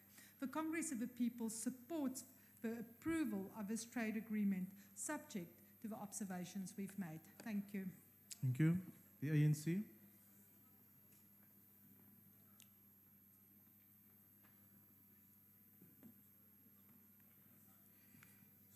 Chairperson, the ratification of this agreement came during the October month, which we know that it is the month in which the stalwart of the ANC, Oliver Tambo, was born. We know very well that this parliament is where it is today because of the sterling contribution he did in liberating South Africa and other African countries. So it is a fitting tribute today that we pass this continent-wide free trade agreement area so that we can unite the African continent, something which we was passionate about. Chairperson, the foundational foreign policy framework of the ANC is encapsulated in the Freedom Charter, which declares that there shall be peace and friendship. The Freedom Charter therefore prescribes that the ANC and South Africa's foreign policy outlook should emphasize peace and friendship as opposed to war. When South Africa joined the OAU in 1994, a number of treaties were already agreed by the member states of the OAU. Among these treaties is the Abuja Treaty of 1991, in which the OAU agreed to establish an African Economic Community. This treaty is one of the many others which guides the activities of the ANC-led government in the continent. Chairperson, at its 54th National Conference, the ANC resolved that Africa and its development remains the central objective of the ANC's international perspective and policy, with the African Renaissance remaining a key objective. The conference further reaffirmed that the ANC and the ANC-led government remains committed to peaceful and prosperous South Africa in pursuit of the aspirations of AU's Agenda 2063. That's why the Agenda 2063 is making a declaration that there can be no peace without development, and there can be no development without peace. The conference further reaffirmed that the ANC is committed to the AU and all its attended institutions and programs. The Continental Free Trade Area is an initiative which is consistent with the imperatives of the Abuja Treaty to establish an African economic community whose building blocks are the regional economic communities. Number 6, therefore, the objectives of this continental free trade area are progressively eliminate tariffs and non-tariff barriers to trade, progressively liberate trade in services, cooperate in all trade-related areas, cooperate on customs matters and the implementation of trade facilitation matters, establish a mechanism for the settlement of disputes concerning the rights and obligations of the member states of the AU and the investors, establish and maintain an institutional framework for the implementation of a free trade area. According to the AU, the Free Trade Area Agreement is a flagship project of the AU, which aims to boost inter-African trade by providing comprehensive, which covers trade in goods and services, investment, intellectual property, and competition policy. The CFTA will create a wider market of more than 1 billion people with a combined GDP of $3 trillion US, and the benefits for Africa will be: 1, it will boost employment opportunities in the continent. We know very well that the African continent is a youthful continent where the youth is mainly unemployed.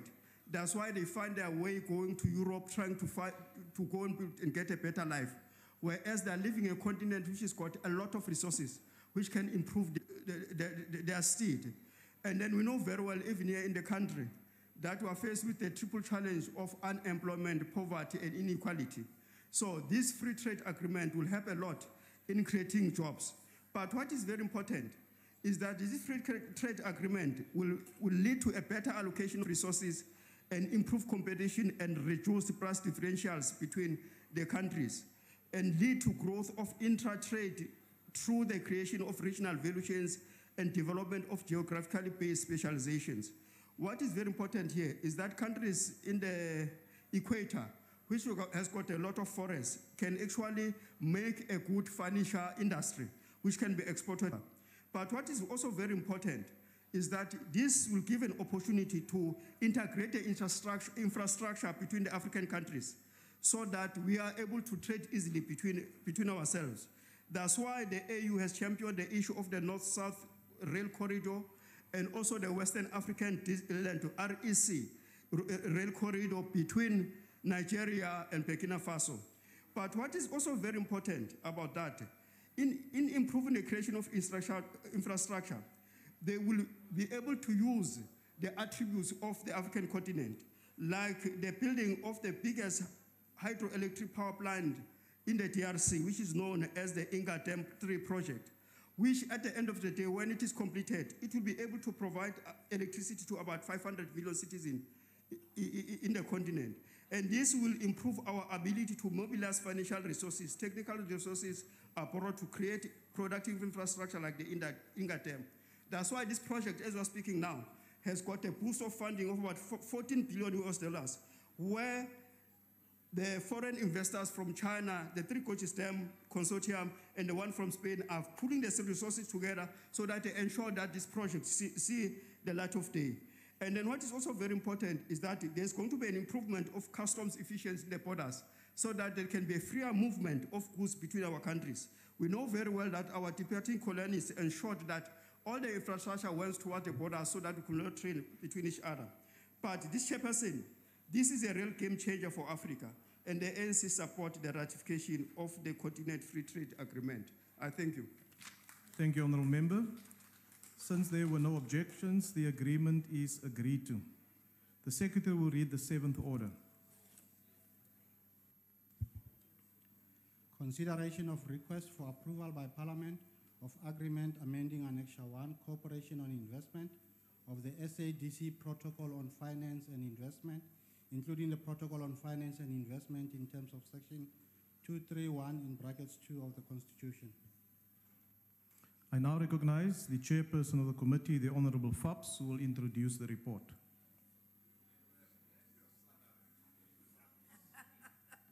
I'm glad to hear that. One has earned one's salary today. Honourable Chairperson, we really once again appeal to the House to support the ratification of the agreement amending the Annex 1 of the SADC Protocol on Finance Investment Protocol, which requires cooperation as we continue forward.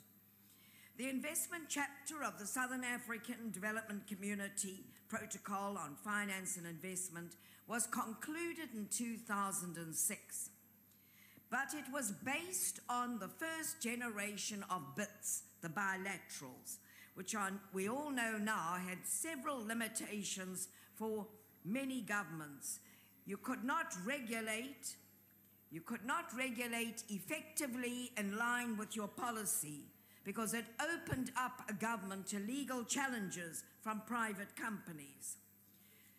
The amendments are timely because a large number of countries are reforming their investment policies by reviewing these policies and adopting new approaches. The Annex ensures that the overarching objective for SADC countries is to protect investment to achieve inclusive growth and sustainable development. And as we move forward on this, we are reassured that the amendments ensure the alignment between the investment chapter of SADC Finance and Investment Protocol and South Africa's Protection of Investment Act, regional cooperation. We will, with this annex being ratified, it'll go a long way to underpinning the ambition of South Africa in attracting $100 billion. I thank you. Thank you, Honourable Member. Honourable Members, are there any objections to the approval of agreement amending Annex 1 of the SADC Protocol on Finance and Investment, including the Protocol on Finance and Investment as it appears on the order paper? Are there any objections? There's no objections. It's agreed to. There's no request for declarations this time around. So we will move on to the next item on the order paper. The next item on the order paper is a subject for discussion in the name of the Honourable Ms. T.V. Tobias on the VBS Mutual Bank report titled The Great Bank Heist as a Matter of Public Importance. I now call the Honourable T.V. Tobias to introduce the subject.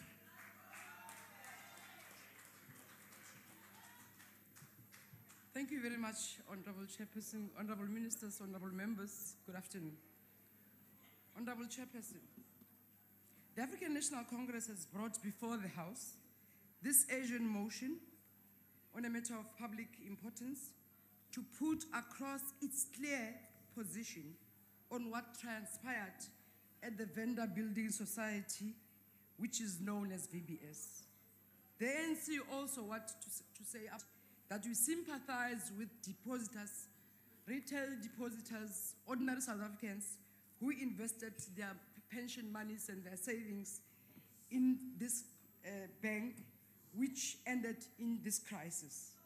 VBS, honourable members, it's a mutual bank established by an Act of Parliament and the Mutual Banks Act of 1993, and it's regulated by the South African Reserve Bank.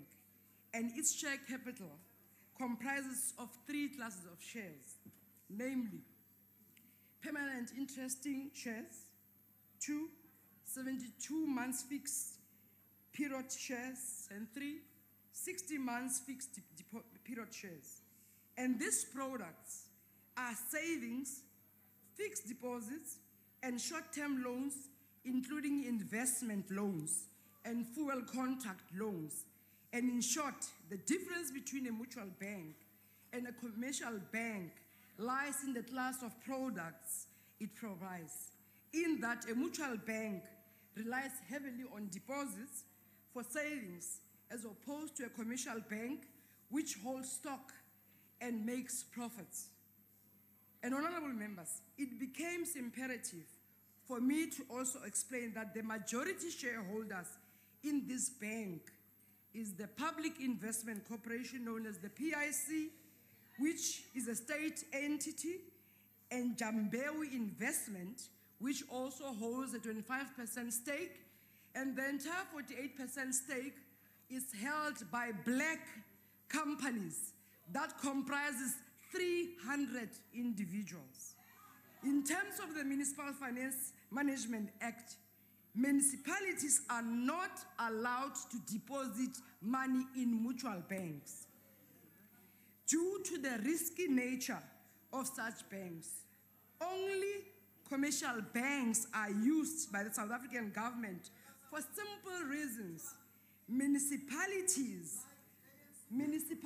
funds are meant for service delivery projects. And the test lies in the liquidity positions of commercial banks as opposed to mutual banks. We also need to mention up front that VBS flouted the law by focusing on municipal deposits, which comprise 75% of its total deposit. And VBS continued to accept municipal deposits even after engaging National Treasury on phasing out municipal deposit based on a report, Honorable Maina, that Parliament received earlier this year when the problem started.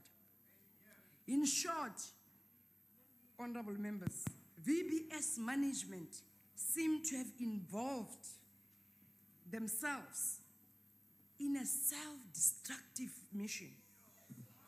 In total, the bank accepted 1 billion from municipalities. Now, one asks oneself, why was VBS having a concentration of deposit takers in a form of municipalities whose programs are very clear? Why was this business model considered? This leaves us with much to think about. In March this year, the Standing Committee on Finance requested the South African Reserve Bank and the National Credit Regulator to brief us amid allegations of corruption taking place at VBS. This was also after it was clear that the South African Reserve Bank has started to monitor VBS after it failed to report to the South African multiple option settlement system. It started to be evident that VBS was facing a liquidity crisis. VBS then resorted to engage in PIC for funding. After VBS having failed to submit its report, the Reserve Bank had to report it to the Minister of Finance for further action. We also needed to report that the African National Congress has adopted a resolution on economic development and transformation. And subsequent to that, the Standing Committee on Finance engaged in a rigorous process to transform the financial sector with stakeholders who appeared in front of the committee. Therefore, it is consistent with the ANC resolution for SCOF in its programs to focus on this trajectory. SCOF tabled a report in this August House on financial sector transformation, which the House adopted in November last year. In the report, we indicated the high concentration level of economic commanding heights by the big banks, controlling 85% stake of the total market. We also reported on a need to diversify and de-racialize the market to ensure black economic empowerment. Therefore, when the VBS crisis was reported, the ANC study group called for the rescue of VBS based on the above-mentioned principles. However, we were upfront on the action that needs to be taken against those found wanting in the VBS saga. We as SCOF expressed our outrage at plundering of the bank in what is termed the VBS heist. We therefore call on the Hawks, the National Prosecuting Authority, to act swiftly and decisively against those alleged to be responsible for the collapsing of the bank. We will also ensure that the NPA and the Hawks report urgently on the action taken to to investigate such individuals implicated in the forensic report. We also need to say upfront and report our dismay once again against KPMG. KPMG is found wanting, and we as the committee will fast-track our regulatory framework on the role played by auditing firms in the South African economy. We are also concerned about job losses that workers will incur and pleads with the financial sector to consider using their expertise in other banks. We will also draw lessons from the VBS Sacu and request authorities to consider the rescue of this bank. And the alleged corruption by management must be dealt with. We, as the African National Congress, cannot afford to be perceived to be condoning corruption. And if the collapse of the bank is allowed, we will continue to condone racial stereotypes that black people and Africans in particular does not deserve the right to participate in the financial sector. However, we are not blinded by black loyalty without emphasis on effectiveness and efficient black leadership. There is a saying that Honorable Member, your time is now expired. It's not. You can have that saying at the end of the speech when you respond to the debate. Thank you. The next speaker is the Honorable Milam.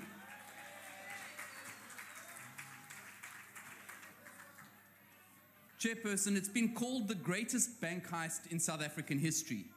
And the sad thing is that it was perpetrated with the knowledge and the active participation of the bank's management and officials. But the rot goes much deeper than this. These greedy individuals brought on board the municipal managers, chief financial officers, and mayors of 15 municipalities.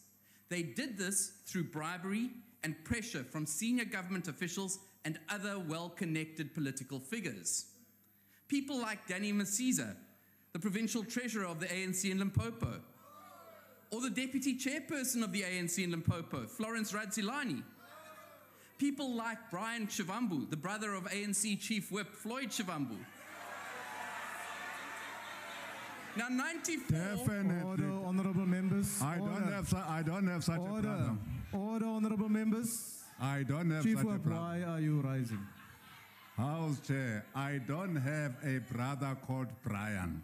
Oh, we know that, Chief Whip. I didn't say Brian Tembu, I said Brian Shivambu. Continue, honorable member. 94 VBS staff members have been retrenched, but they aren't the guilty parties here. No, the blood-sucking leeches and parasites that have fed off the savings of some of our country's poorest citizens must be held accountable. Chairperson, the VBS heist was blatant in its audacity, but completely unsophisticated in its implementation. It was little more than a giant pyramid scheme which saw some 1.2 billion rand of municipal funds disappear, never to be seen again. The consequences of this heist have been dire. The curator of VBS has indicated that it is unlikely that municipalities will get their deposits back. He initially suggested that they might get 10 cents in the rand. It now appears that this was optimistic and they are unlikely to get anything at all. This means that these municipalities, which include some of the poorest and worst run in the country, will be unable to deliver the basic services that are their primary function. So once again, the residents lose out because of ANC mismanagement and corruption. In Fetagamo, Greater Tubatse municipality, for example, the municipality is in all likelihood not going to be able to pay the wages of municipal staff this month. Basic services such as water supply and the completion of hundreds of RDP houses are on hold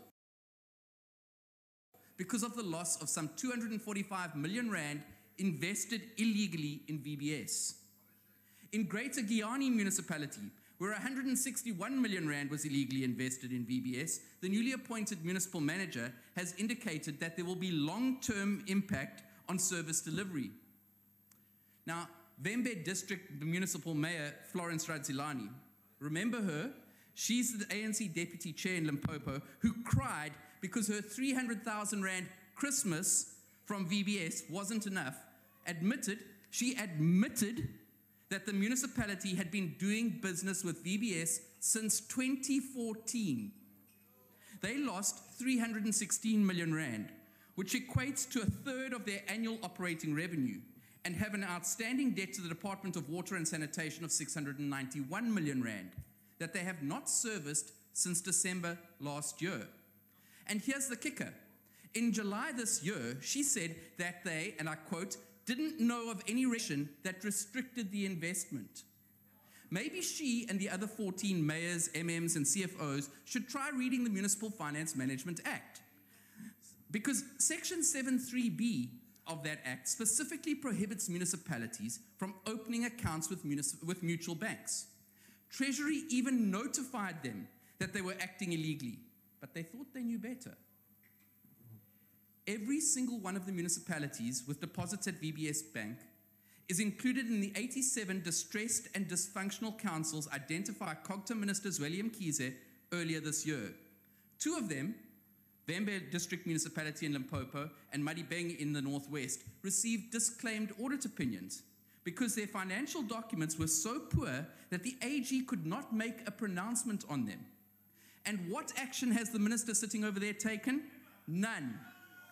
Only one of the municipalities that lost money in the VBS heist is under administration, and most do not have a financial recovery plan in place. And lest we forget, there were others that were affected too. The 22,000 retail depositors who trusted their local bank with their life savings, only to see it plundered and used to fund the luxurious lifestyles of neo-Marxist Gucci revolutionaries like some members of this House, to buy helicopters and Lamborghinis and Louis Vuitton luggage.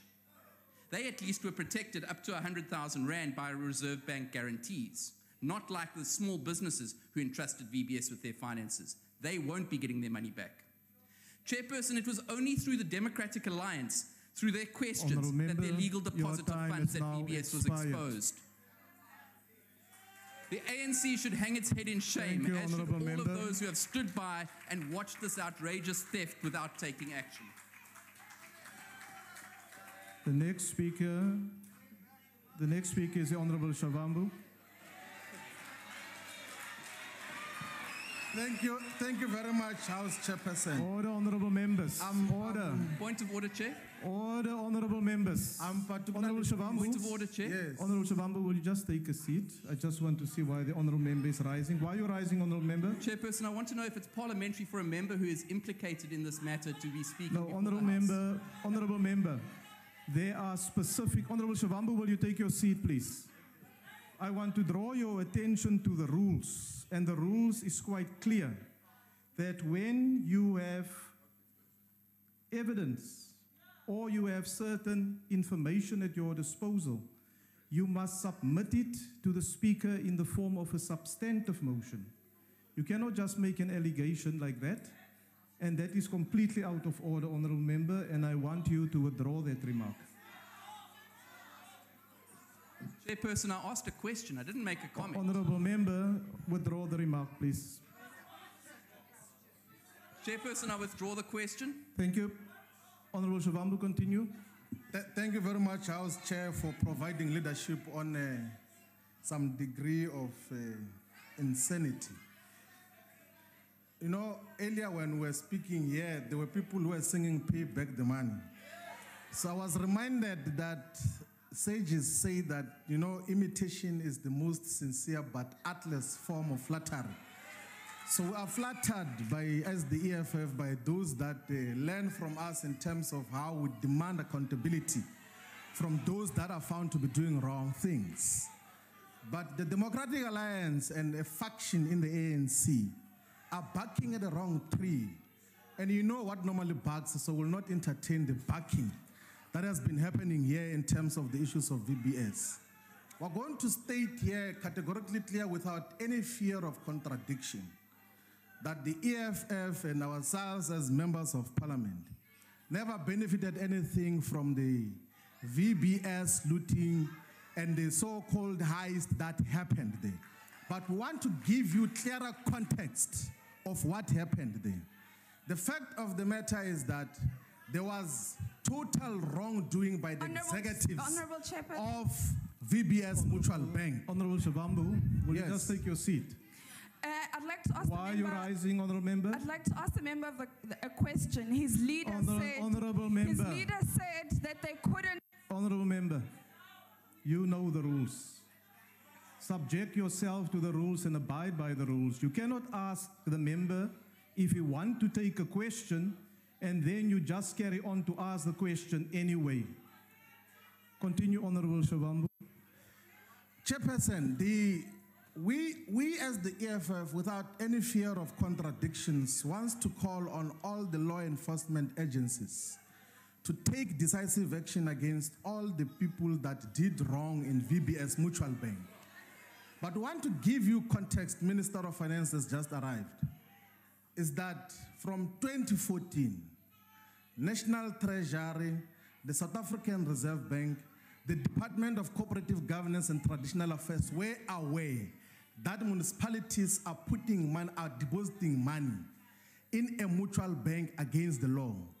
And because of opportunism, National Treasury didn't do anything about it. Even when the question was asked to National Treasury, they just gave the list of municipalities that were exposed to VBS Mutual Bank. And not only VBS Mutual Bank, by the way, including the Grahamstown Building Society, which is a mutual bank, has got municipal deposits up to this date.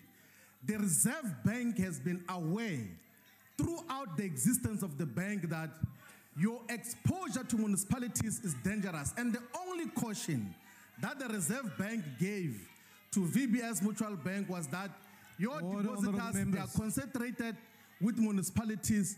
Please balance it, not altogether discontinue it. So the regulatory opportunism that defined the National Treasury, that defined the South African Reserve Bank and COGTA, is what gave rise to what we're faced with now, where people realized that there's a lawless environment, and then they did a lot of lawless loans to themselves in terms of the monies that were not supposed to be given to them. And there must be action, unmitigated action in that regard. But what is to be done? One is that there must be an attempt by the curator to save the bank and give it back to the depositors. In any way, a mutual bank is not supposed to have a single dominant shareholder.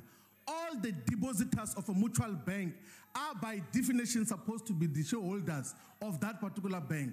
So in the same way we did with African Bank, let us put VBS Mutual Bank under curatorship, save it, and hand it over to the depositors with a principal agreement that no single shareholder is going to have more than 2% control over the bank. In the manner in which that got to happen throughout that particular environment. But this incident must not divert all of us to think that black people and a black government cannot run banks. That is why we must pass the Banks Amendment Bill as tabled in the Standing Committee on Finance, so that we have a diversified bank ownership in South Africa. We must not be deterred by shouters and detractors who are just barking at things that they've got no understanding about. We stay firm that there must be action against those who have done wrong, and then we must take forward the struggle for economic inclusion and balanced bank ownership in South Africa. Thank you very much. Order, honorable members.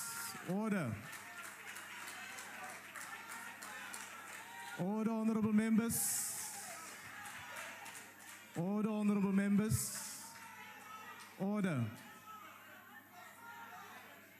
The next speaker is the Honorable Schlengwa. Order, honorable members. Order, honorable member. Chairperson. Can that Honorable Mabe go back to that municipal honorable council member, there where she was I've not recognized a councillor? Please take your seat, honorable member. Please take your seat. Honorable, the honorable members there at the back next to the Honorable Mabe. I can't even hear the Honorable Mabe what she said. It's a debate, honorable members. Why did you rise, honorable member? Chair, I wanted to check that Brian is a millionaire. No, honorable member, that is not the point of order. Please take your seat. I'm switching off your mic. You are now delaying the debate. Take your seat. Please take your seat. Chairperson? Yes, Honourable Member. I just want to say that Brian Shivambu is married. Please, Honourable don't impose members, yourself. please take your seat. Honourable Schlengwa. Thank you Order, very honourable much, members. Honourable House Chairperson. Some 2-3 hours ago, I stumbled upon an article in which the headline stated, and I quote, "Mom locked up for stealing a 3 rands, 99 rands cheese roll," close quote, right here at the waterfront in Pick n Pay. The woman was arrested, humiliated, and thrown in the back of a police van and jailed for a couple of hours. However, House Chairperson, 53 individuals stole 2 billion rands from over 22,000 very poor people in Venda. Yet no one has been arrested. Investigations tend to go on for months, 2 years on end, and not a single individual has been arrested. There's just no accountability. It is, of course, ironic, House Chairperson, the aforementioned scenario took place in a Pick n Pay, where the generally accepted principle is to make a pick and then to pay. Therefore, the VBS Great Heist looters have made their pick on which to destroy, on which bank to destroy, and of course now they must pay. That payment is jail time. Every single cent must be recovered and paid back to the thousands of poor people who have been robbed. The people who stole the money must simply go to jail. It is theft and they must be punished. Honorable House Chairperson, it would be an opportune moment for the President of the country to establish a national task team to assess the banking practices of all banks, particularly on issues of adherence to regulations, and to determine the extent of collusion and corruption amongst banks, so that we may be able to trace the money trail. Where did the money go after it left VBS? It is very clear that the Zuma administration shenanigans are fast unraveling, and it is clear now that corruption had become embedded as a norm in the course of governance without any due regard for consequences. The VBS falls within this ambit. Accordingly, House Chairperson, the IFP believes that South Africa would be well served to establish a corruption court to deal with the various allegations related to the transgressions of the PFMA, MFMA, and other Treasury regulations and the Auditor General's findings in order to fast-track cases and to ensure that justice is served swiftly. It would serve us well to start with justice for the people of VBS. The question then becomes, where was the Reserve Bank? Where was FICA? Because we have been down this road before. Itala Bank was also pillaged by very top senior ranking officials of the ANC. The same applies here with VBS. How do we reconcile the fact that whilst a lot of attention, correctly so, is on the brother of Honorable Shivambu, but the fact that top senior leaders of the ANC themselves have had their hands in the cookie jar is indicative of an ANC which is rotten to the core. Honourable Member, your time is now expired. It would Thank serve you. you well not to howl, because those in glass houses should not throw stones.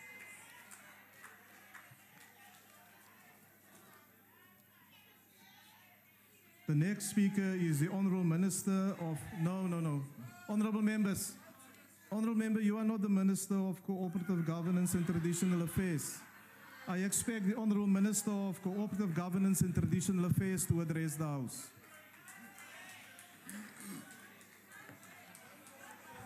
Thank you very much, Honorable House Chairperson and members of the House. And we want to thank Honorable Tobias for raising this matter for debate. We do believe it's a matter that's of national importance and all of us should focus on it. But I think it's important for us to say, when we deal with this matter, we must try and separate issues out and be able to say what is wrong and what needs to be done to correct it, and also agree where we think that there are weaknesses in the system, so that we can strengthen as we move forward. Scores of people, especially the poor, who invested funds from burial societies and other monies from various household saving schemes, have lost their individual deposits. They also lost money indirectly through the 1.57 billion rand investment made via the municipalities illegally to the Mutual Bank, VBS Mutual Bank. This has an impact on service delivery, and we want to say clearly that we strongly condemn this, the wanton fraud and corruption that's been displayed in this saga. It's been recorded as the great bank heist, and here we all agree that this should never have happened. And I've said to the portfolio committee that I agree with those who say this was a case of the greedy stealing from the poor. The report reveals complicity from some municipal officials through bribes and other malpractices in relation to the invested funds. It revealed that more people were aware of this than was previously disclosed. If we follow the Mudao report, Advocate Mudao report, then municipal managers, mayors, chief financial officers were introduced to the VBS by an agent who kept receiving commissions every time the deposits were made, and this cannot be accepted. The involvement of all the bribes, fraud, theft, and corruption is a criminal offense, and we must all agree that the police have to investigate these matters, deal with those who are involved, and there shouldn't be any excuses about it. We need to ensure that when we deal with them, we're all on the same side of this matter. It must be made an example to those who steal government money in particular, that we cannot accept that in South Africa. Whilst we condemn this, what happened to the VBS, we also need to emphasize that we do need many such independent banks which are designed to assist the poor, to also assist the black business, cooperatives, SMMEs, who always find themselves marginalized by the mainstream banks and other financial institutions. The issue of transformation in the financial sector cannot be postponed, because this case serves to illustrate the fact that there is a paucity of such institutions which should actually be available for our people at grassroots level. And I also say that this incident of the VBS should not be used to stigmatize black professionals and black business owners. There are many black professionals and business people who can establish and run banks professionally with integrity and competence. And therefore, opportunities should be opened for them as part of the radical economic transformation. This, we believe, is a very important issue, so that we must separate the issues up. Now, the investment of funds into the mutual bank was not permitted, is not permitted, and this has been raised clearly to the various municipalities in terms of the municipal investment regulation. Therefore, those municipalities that are involved did this contrary to the Municipal Financial Management Act. The National Treasury did engage those municipalities, sent notices to indicate that this was illegal and that it was important for them to be, to correct that situation. And I think when the Honorable Shibambo raised this issue, we must not create an impression that there is in any way a justifiable reason why we could actually say this thing could have happened. It's unacceptable whether or not there were actions by the Reserve Bank or the National Treasury, simply because everyone operated under the same legislation that they should have been aware of, so we can't create a sense of justification. We have given the list of all those municipalities. I will not waste the time of the House by going through those, because these have been already published, and we've also given a detailed report.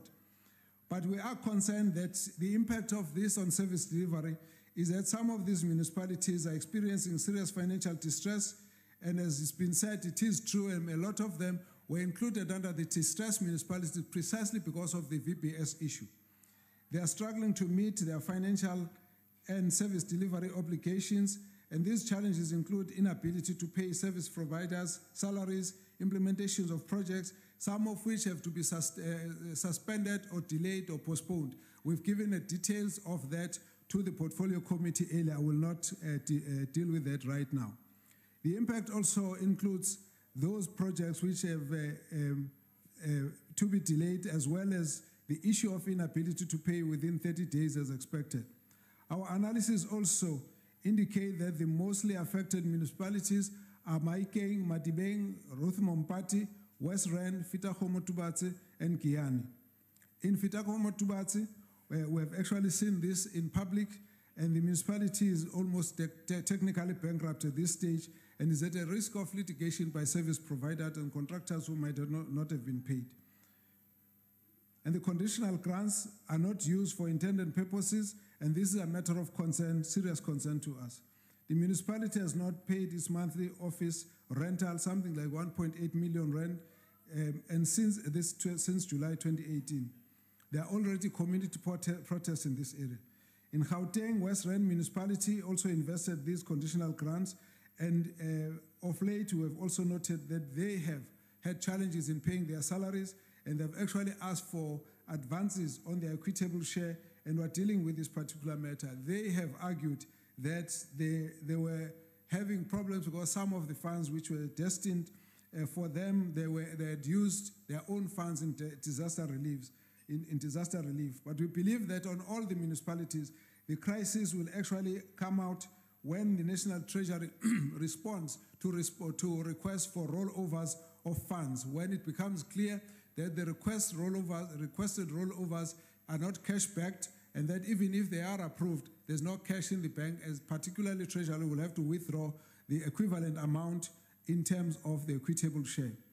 I did meet all these municipal managers and mayors, chief financial officers on 19th of June, and it was made clear to them that their action was illegal, and that we also ensured that amongst the things that they need to do, we needed to focus on the forensic investigation. And this was mainly because when we asked, some of them almost said that they never knew what had happened, and it was clear that not everything that was said to us was the truth.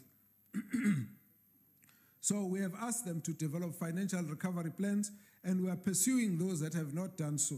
And those that have done it, we are monitoring them very closely, and therefore we want to ensure that for all those councils, there is consequence management for all the wrongdoing, and some of them have already started to indicate some of the actions that they are taking. We have also indicated to them that in terms of all the actions that are needed, we will be monitoring their performance. Where it's unsatisfactory, we have mechanisms of intervention. So all the sections in the Constitution, Section 139 in the Constitution, is available for the next level of intervention, but we're monitoring all of them, and where we think that there's already need to intervene, we will not hesitate to do that. All the three provinces have got forensic audit that is going on at that level, but there's also reports already of some actions. For example, in Guyana, local municipality, they've suspended their CFO and the Director for Technical Services in July for financial misconduct, and the director's, Technical Services Director's contract lapsed already whilst under suspension. In Vembe, we have the council placed the municipal manager and the CFO on precautionary suspension pending allegations of misconduct. In Maikeng, the Northwest, the municipal manager is facing disciplinary charges, and the council resolved to suspend officials to open a fraud case. And here we've also heard that they've approached the Polokwane court to seek the unwinding of the VBS. In Madibeng, the disciplinary processes also have started, and they've also suspended 3 officials, and one of them is the MMC for finance. A criminal case has been opened in Police Police on this matter, and we support all of those actions that have been taken. Investigations are continuing in Muritele and the Rutsikhomotu Mampati municipalities. We have, as COCTA, briefed Senior Council to lead a combined team of National Treasury, COCTA, and provincial and national levels, as well as the municipalities, to pursue aggressively the lawsuit to recover the money, wherever it might be. Honourable Minister, your time has now expired. Thank you very much. Thank you. The next speaker is the Honourable Sheikh Imam.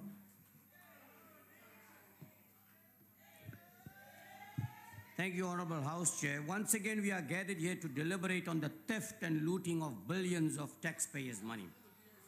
Honorable Chairperson, again and once again, I observe hypocrisy at its highest level. Again, members in this House have set different rules for different members of this House. When my friends in the overall find stolen monies in their account, They call it sharing amongst family members. Chairperson. Honorable Sheikh Imam, take your seat, please. Order, honorable members. Why are you rising, honorable member? The honorable member has just made some remarks that impugn on the members of the House that they've received money into their pockets. Can you please request him to withdraw that? Fella, which actually is not going to speak. We can walk over to honorable him member, now. you've raised the point of order.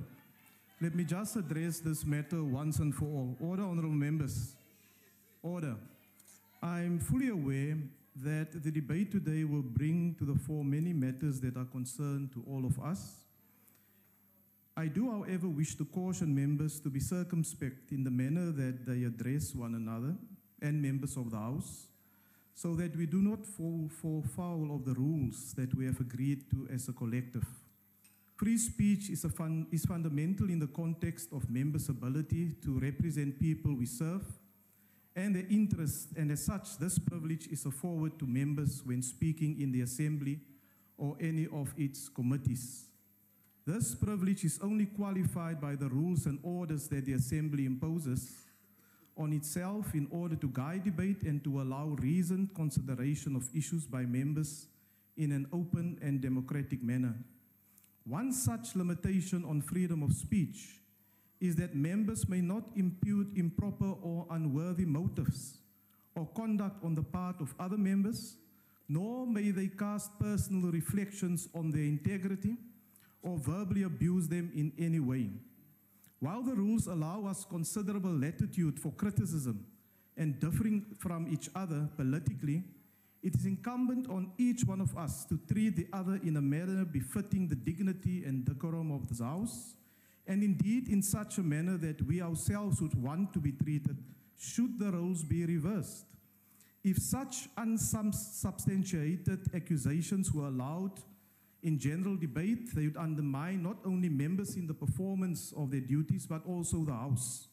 In this regard, we all, but particularly the whips, have a responsibility to ensure that our rules and our role as members of Parliament are upheld. This does not mean that if a member has good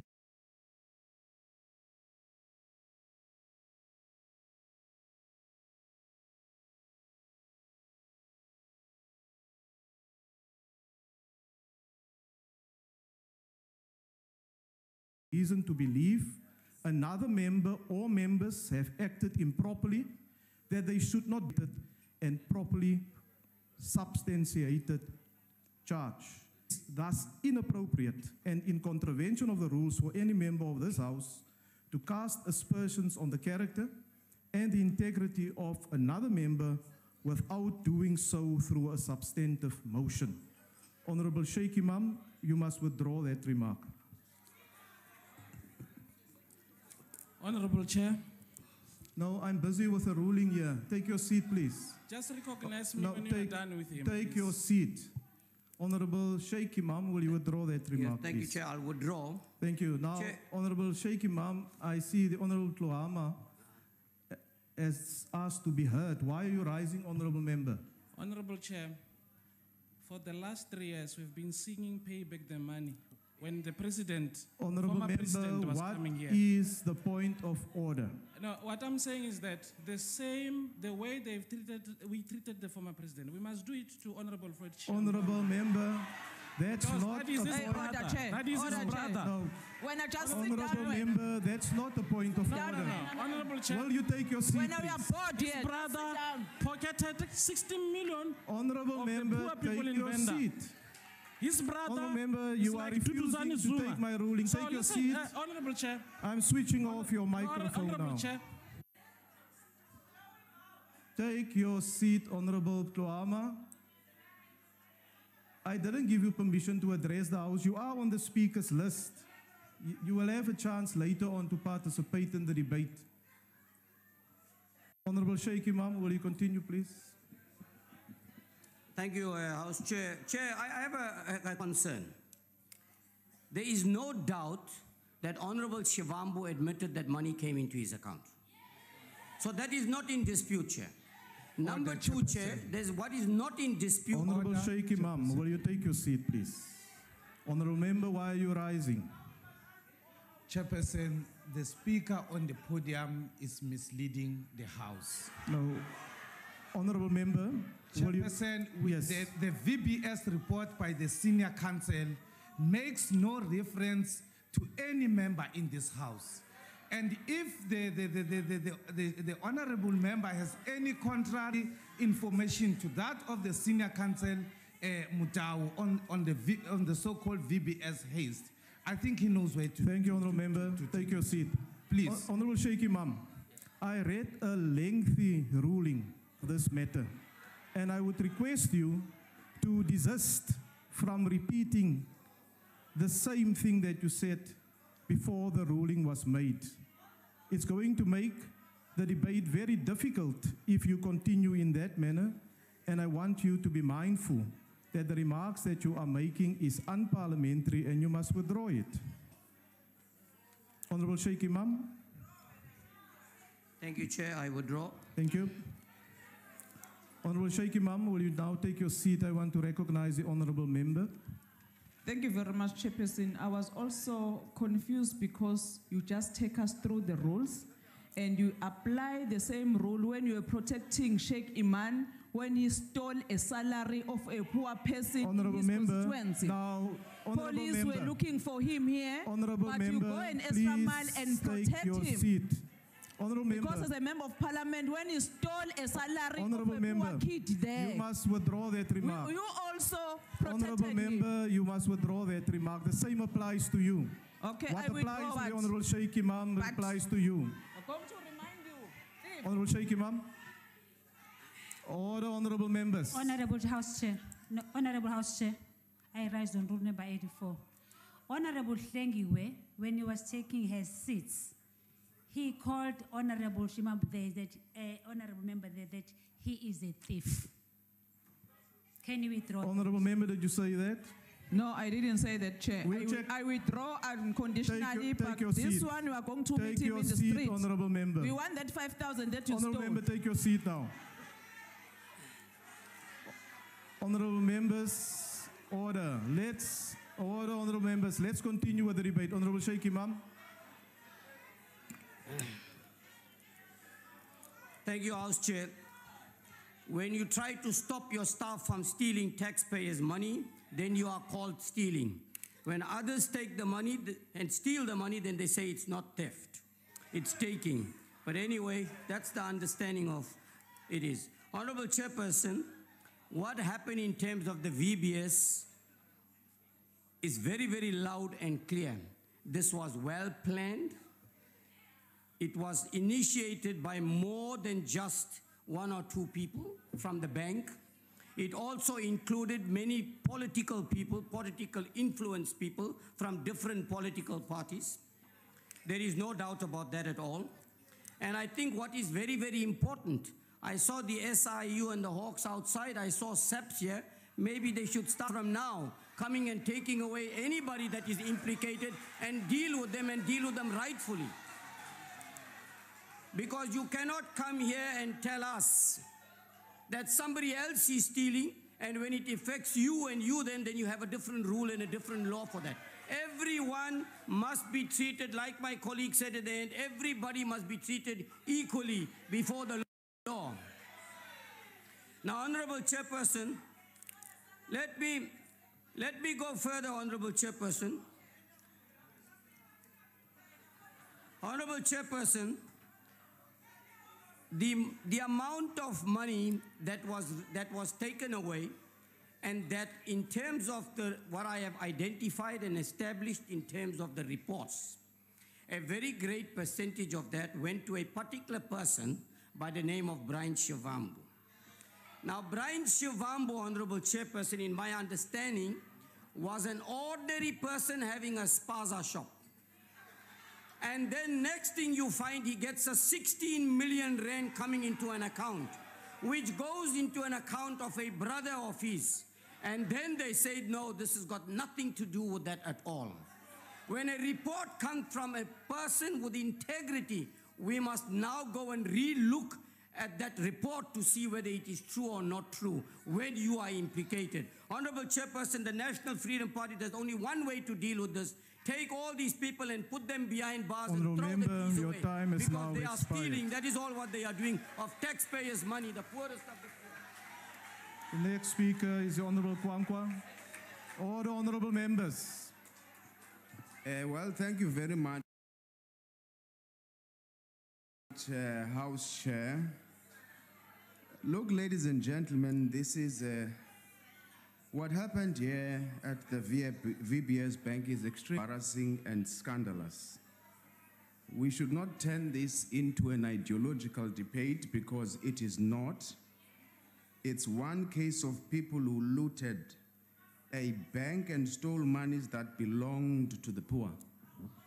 And most of them, they can look at us in the eye with a straight face and say, I didn't do anything.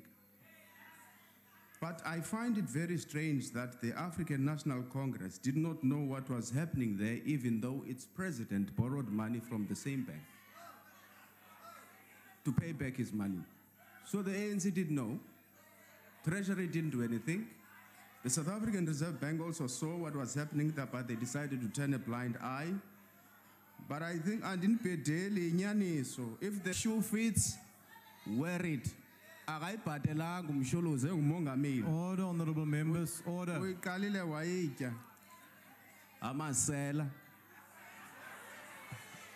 You see the knee-jerk reaction in so. Order, honorable members, order. Maboz khoma bonke. Le ANC imoshile ne VBS Bank ezityiweni nezimali thina simane silungisa. Look at the PIC, for instance. There's no due diligence about the investments that are being made there. Akomdu jongana bimali fakwa pina what are the returns kuyaqhutywa nje na imali et VBS itshonile nalapha.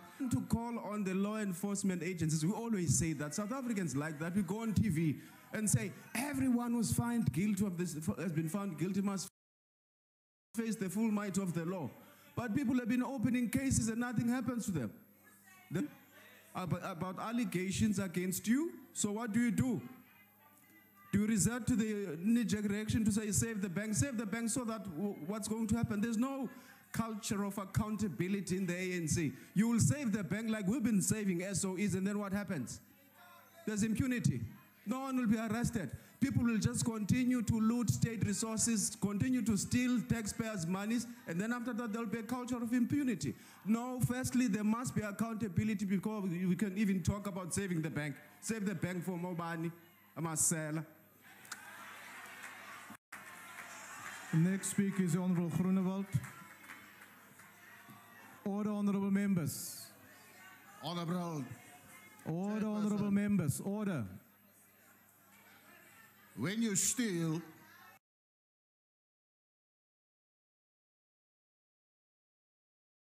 you're nothing else than a criminal. And it's also a sin. But what is amazing, Honorable Chair, is that the only thing the ANC can say is it should have never happened. Now I want to put it quite clear. What actually should have never happened is that the ANC should have never become the government of South Africa. Because you as the government has set the example of corruption. Order, honorable members, order. You have set the example of how to steal the money from the taxpayer. And now we see that the community in itself, they even steal from the poor. Agbare voorsitter, die heldin van die hele VBS skaal is eintlik niemand anderste as Mariette Venter nie. 'n Afrikaans sprekende wit vrou wat die waarnemende finansiële bestuurder van die Capricorn. Honorable Groenewald, will you just take a seat? Let me hear why the member is rising. No, I'm rising, Chair, to find out if Honorable Groenewald can take a question. Are you prepared to take a question? Agbare voorsitter, nee, ek sal nie een vat nie want ek vat net intelligente vrae. No, he's not prepared to take a question, honorable member. Agbare voorsitter, die heldin is Mariette Venter wat die waarnemende finansiële bestuurder van die Capricorn distriksmunisipaliteit was, wat geweier het dat 60 miljoen rand oorgeplaas word in die VBS Bank. Maar wat gebeur toe? Toe word sy beskuldig dat sy 'n rasis is, want 'n wit vrou wil nie by 'n swart bank laat geld belê deur die munisipaliteit nie. En dit is ook 'n aanklag teen die gemeenskap, dat bloot omdat jy wit is en jy die wet wil volg, dan moet jy uitgekry word as 'n rasis. Ons sê vir haar baie dankie. En die belastingbetalers behoort haar ook te bedank. Agbare voorsitter, I'm coming to the EFF. I want to say to the EFF, quite a lot of smoke is coming out of the doors and the windows of the war room of the EFF. Now, I hear that you refer to your leader as a commander-in-chief, but he's absent here today. Now, let me say, a real commander-in-chief would have been here today to protect its soldiers. Honourable Groenewald, will you just take your seat? Why are you rising, Honourable Member? Chairperson, the Commander-in-Chief is not absent. He is attending the Pan-Africanist Parliament in Kigali, Rwanda. The Honourable Member is misleading the House. So we are aware of that, Honourable Member. He is not aware. Can you make him aware? He is now aware. Take your seat, Honourable Member. Can he withdraw the way they absent? There's nothing to withdraw, Honourable Member. Thank you for the information. Continue, Honourable Member. Thank you, Chair. The fact of the matter is he's not here. Honourable The real Groenewald. Commander-in-Chief would have Groenewald. been here. But now we all know, and the people of South Africa. Take your seat. Why are you rising, Honourable Member? On a point of order, Chair. Secondly, we are not answerable to this Honourable Member. Honourable Member, that's not a point of He order. must That's not a come and matter for question us debate. here. We're not answerable to you, Chief. Honourable Member, want our take your land. seat. Take your seat. Continue, Honourable Member. At least, Honourable Chair, South Africa now knows that the leader of the EFF is nothing else than a Mickey Mouse Commander-in-Chief.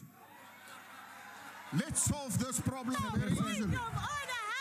Honourable Groenewald, take your seat. Chairperson. Yes, Honourable Member. Honourable members. Chairperson. Just take a seat, please. Yes, Honourable Member.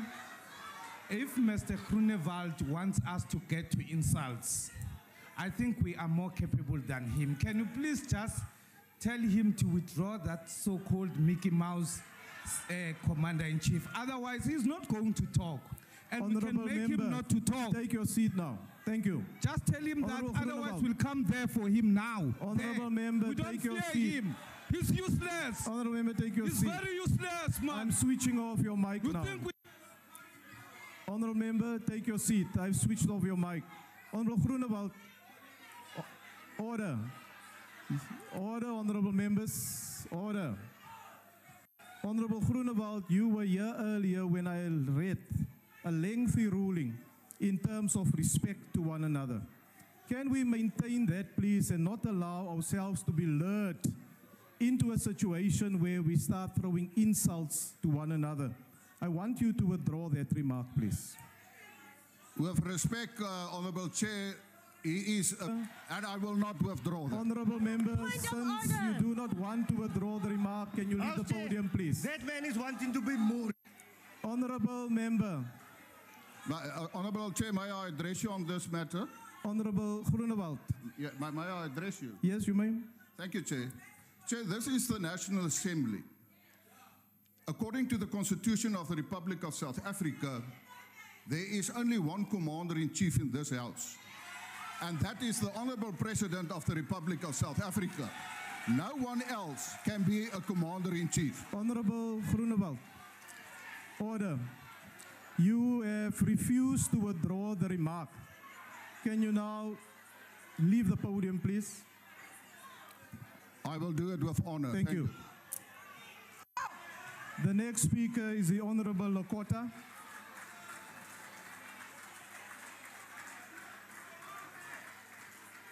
Order, Honourable Members. Order. Order.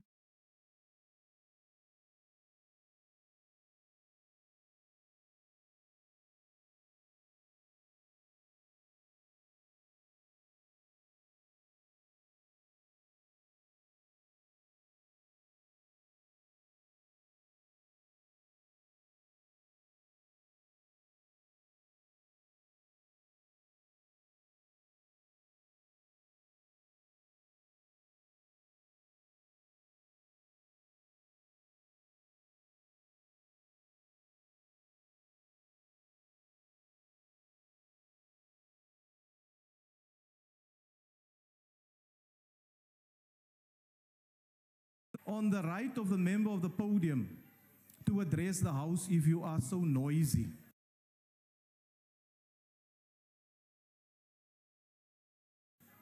Right? In terms of the point that the honourable member has just raised, I have made a ruling and I requested the member to leave the podium. He still had time left. And that is exactly what he did. There's no reason for him to leave the House. Continue, Honourable Lakota. Honourable Chairperson, I was saying that President Mandela once lamented that we did not have an idea that as soon as our people got a chance, they would be as corrupt as the apartheid regime. Honourable members, And I can we want to just say keep the this noise levels afternoon, down, please? The initiation of this debate by the African National Congress, for me, smacks of hypocrisy. The municipalities who deposited the money of our people in this bank were in the majority, if not all of them, controlled by the African National Congress. Secondly, when there was need to repay money of Nkandla, the ANC's leadership knew where to get the money, and they went right to that bank and took that money and went and paid Nkandla with it. The fact of the matter is that the common denominator in the circumstances our country finds itself today, the rampant fraud, Order, honourable corruption members. and looting of the fiscus, the capture of state, the perversion of its purpose, Honourable and the Lakota, destruction of its capacity. Honourable Lakota, will you just take your seat? The I need to weakening of take this moral point. fiber of society is the ANC. Honourable Lakota, just take your seat, please. Why are you rising, honourable member? I'm rising on the point of order, Chair, because it's unparliamentary for a member to mislead the House. The ANC never took money from any bank. No, honourable member.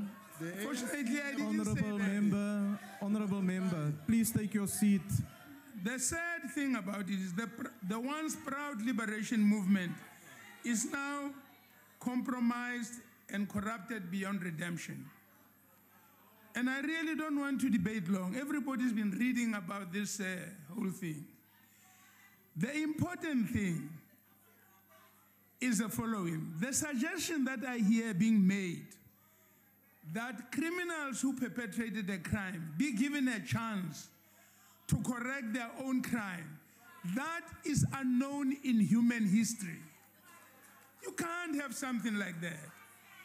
We of the Congress of the People call on the electorate going to the next elections next year to please vote the different set of men and women into government so that they may clean the rubbish which others have now created.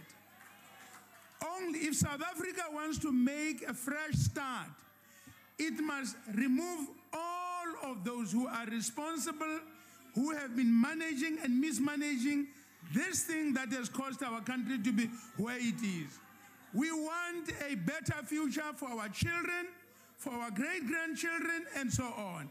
It will not be created by criminals who have created this thing, Honourable member, who your are time is managing now it, expired. who are busy preparing to cover up this corruption that has destroyed Honourable our country. member, your time is I now thank you. expired. Thank you.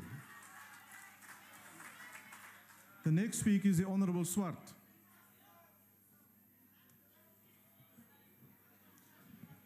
Thank you, Chairperson.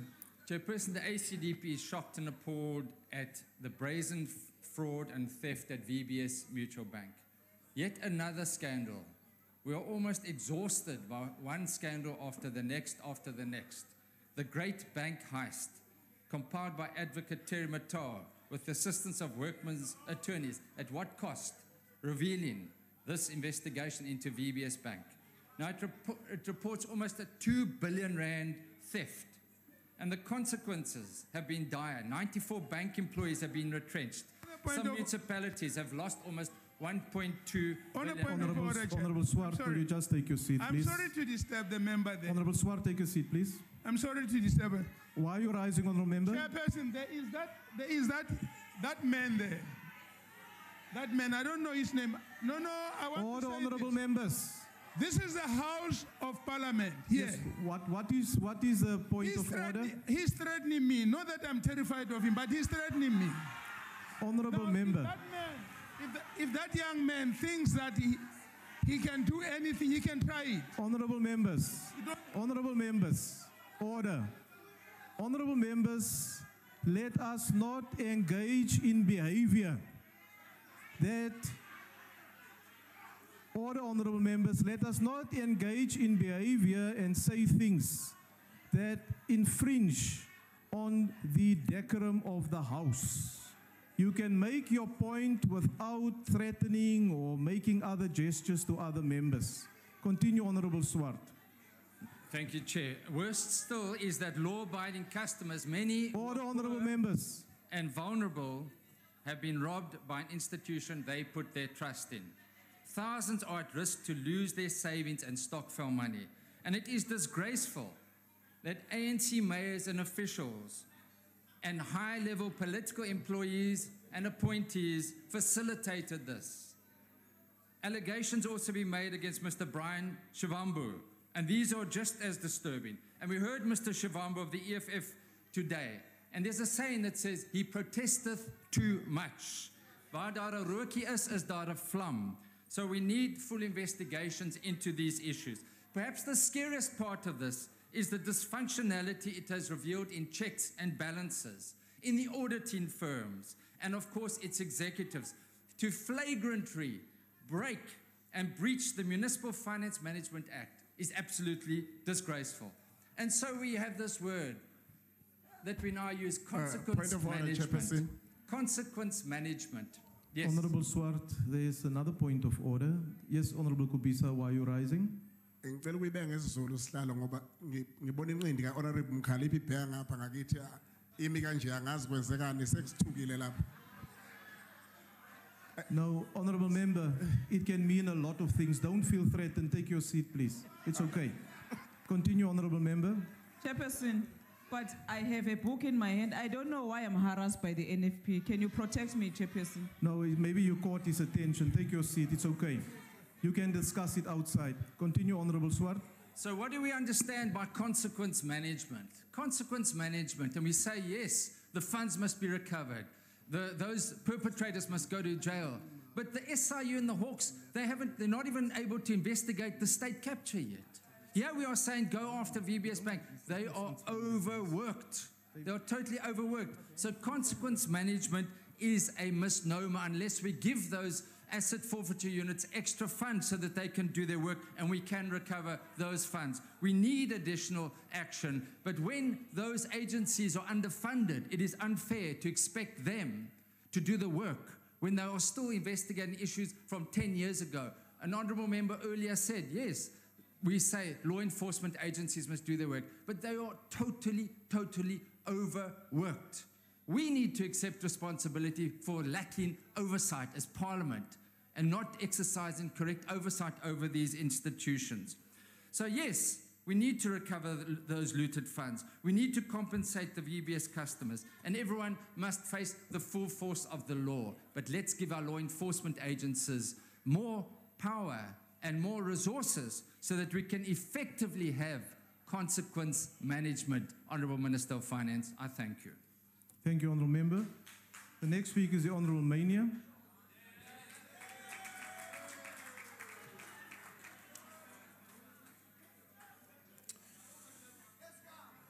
Chairperson, the Honourable Peter Groenewald has got it wrong.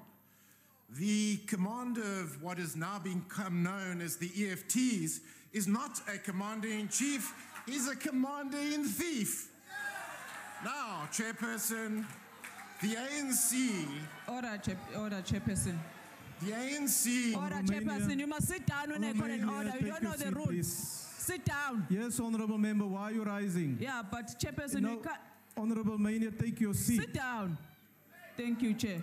Honourable Member, will you address me? You are not allowed to give instructions in the House. You raise a point of order and I listen to it and I'll make a ruling. Thank you, Chair.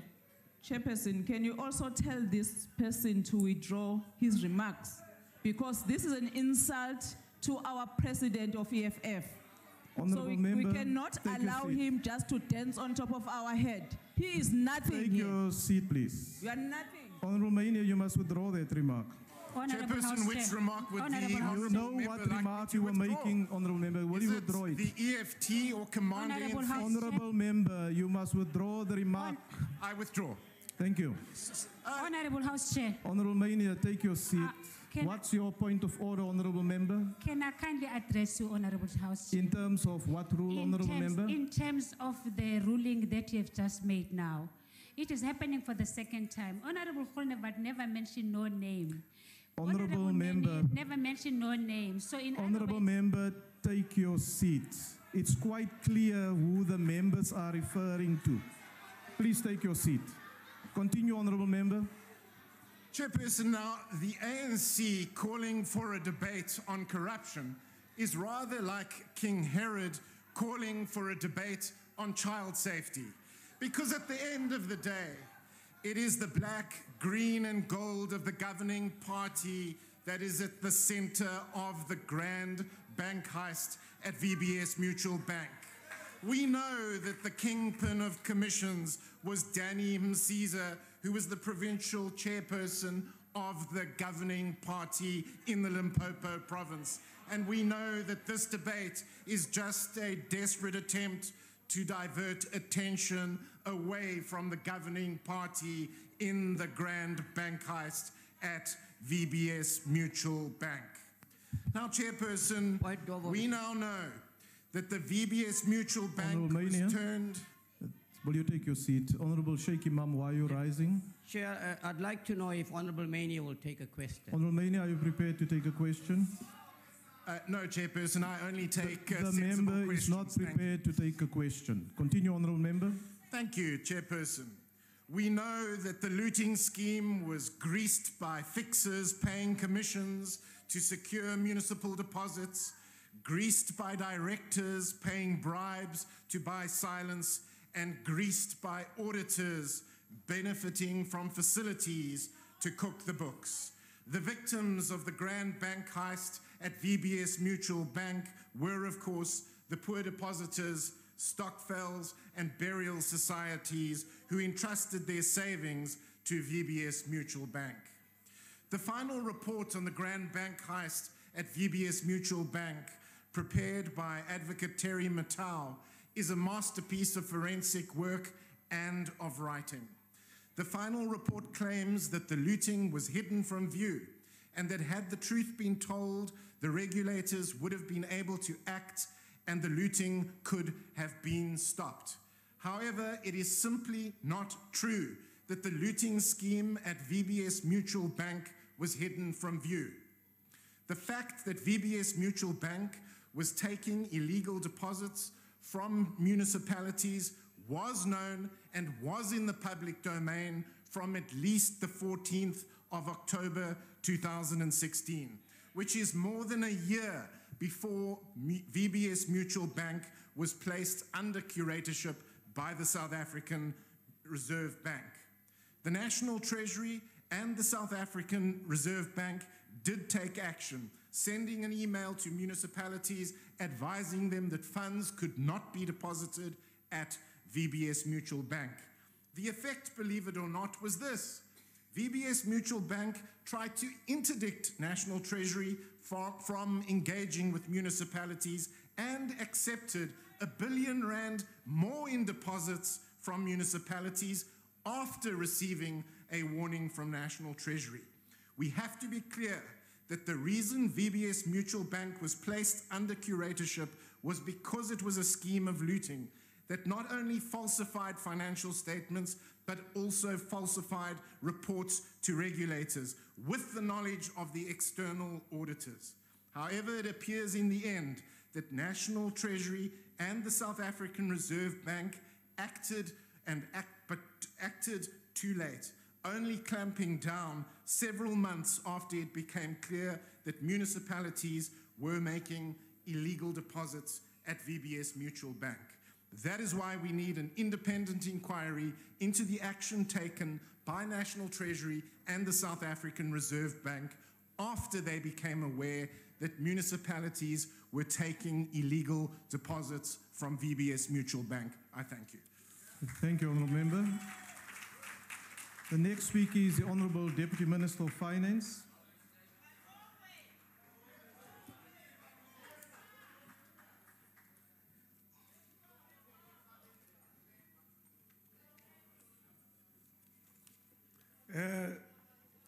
Honorable Speaker, we are here today debating the circumstances that surrounded the failure of a mutual bank that the broader society and government desperately wanted to succeed. Many things have been said in the public domain and by political parties, but very little is based on the facts that are available before us. The only facts out in the public domain are that the mutual bank was put under curatorship. The civil legal proceeding instituted by the curator against certain individuals and entities, as well as details that emerged from the forensic investigation into the affairs of the VBS conducted by Advocate Terry Matau, is what we have before us. Some of the detailed findings of the forensic investigation are not in public domain, but have been handed over to law enforcement agencies, the prosecuting authorities, National Treasury and South African Revenue Services, amongst others, for the purpose of conducting criminal investigations. We know from 2008, the global financial crisis, that bank failures are particularly detrimental for the well-being of the poor and the middle class of any society. The failure of large banking institutions, also known as SIFIs, properly read systemically important banks, in many instances can have harmful consequences for the economy and the fiscal position of a country. Indeed, the failure of Lehman Brothers Bank not only led to recession in those countries, but in many countries, including South Africa, we lost 1 million jobs. Though not systemically important banks, we have in August 2014 experienced the failure of African Bank and VBS in March this year. Both were traumatic events, even though they did not impact adversely on the broader economy, but because they had the poor who deposited their savings into these banks. Yes, Speaker, we paid out most retail depositors up to 100,000, but shareholders lost almost all their value in shares. Many retirement and savings funds also suffered big losses. So many ordinary working and middle class people also lost out on their savings. How VBS was regulated. Banks have been traditionally regulated for one reason only, to protect depositors. Trust is central to banking, which is why the public deposit their savings in banks they trust for safekeeping. Regulators such as Prudential Authority do not manage banks, nor do they oversee the operation of a bank on a day-to-day basis. Instead, since they monitor and regulate all banks and have limited resources, they have a risk-based approach to determining how much time is spent on each registered bank, taking into account which banks are systemically important and which banks are not. VBS is a mutual bank and not a fully fledged commercial bank, as it's governed by specific law. It suddenly grew very fast from about 2016. Indeed, up till then, it was a good and safe bank, making loans that other banks did not, because it focused mainly on making home loans to its depositors who did not own the land they built houses on, but living in tribal area and had what we call permission to occupy. It was a bravery initiative to give money to such people. So when this bank suddenly grew very rapidly from 400 million bank to a 2 billion bank within 3 years, South African Reserve Bank recognized this as a higher risk and put it under intensive supervision from around May 2017. The South African Reserve Bank placed reliance on the internal control systems of VBS, including its internal audit unit under PwC, and audit committee and its external auditor, KPMG, to oversee what management is doing. Both the chair and CEO of VBS are qualified chartered accountants, and many of its board and management members are CAs, lawyers or professionals. There was good reason for the South African Reserve Bank to believe that VBS was in good hands. Like with doctors who have a proper certificate to practice medicine, they could rely on registered auditors to audit VBS without fear or favor. It was reasonable for the regulators to place reliance on such professional and systems. When VBS experienced problems, South African Reserve Bank engaged with its management and tried to protect depositors and save it by putting it under curatorship, national curatorship, I beg your pardon. National Treasury also engaged it when it realized that the bank was accepting deposit from municipalities when this was clearly not allowed by the law. On the 11th of March 2018, the minister placed VBS under curatorship. This decision followed the recommendation of the Register of Banks and was taken after months of intensive supervision, going back as far as May 2017. By February 2018, VBS was failing to honor its financial commitments, and the Reserve Bank was forced to take action in the interest of depositors and in the hope of saving VBS through curatorship.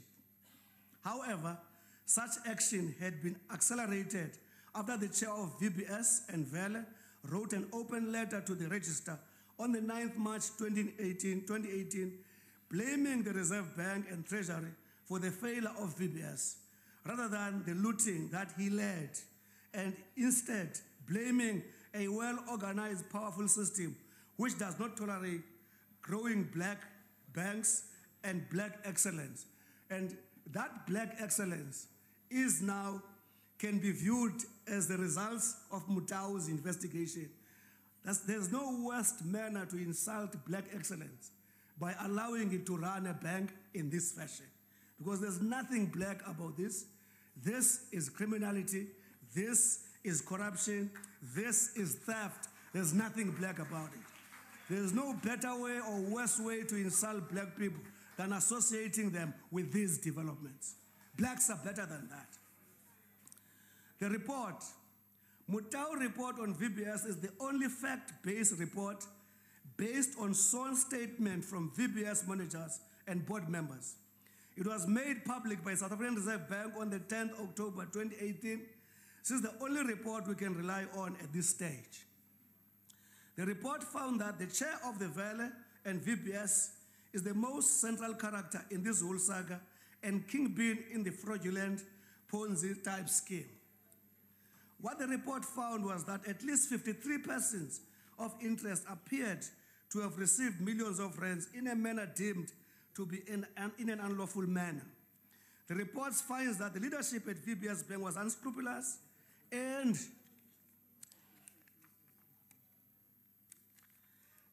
though many of them are professional CAs and lawyers, they allegedly went into a frenzy of looting after taking over a healthy bank in 2014. They not only abandoned their previous model of PTO, home loans, but provided what they said were off-balance contract financing. This proved simply to be a scheme to loot depositors' funds and effectively run a Ponzi scheme by targeting municipalities who they bribe to deposit and maintain their funds at VBS, even though this meant that they would not deliver basic services and infrastructure to their residents. They showed no regard to the poor and vulnerable victims of their crime and ignored government's commitment to transform the financial sector and making a black-owned bank like VBS to succeed. Today, the suffering of these victims includes some of the poorest people in the poorest municipalities who are determined to improve the lives of their children and community. This suffering has only been exposed and the speedy action of government, by the speedy action of government and the Reserve Bank. I want to repeat this. This suffering has only been exposed and by the speedy actions of government and Reserve Bank. The Reserve Bank's decision to place VBS under curatorship, even in the face of intense criticism by some here and strong lobbying, including from opposition parties that appear to have directly financially benefited, still took speedy action to secure. Thank you, Honorable Deputy Minister. Unfortunately, your time has expired. Thank you. Honorable Goji.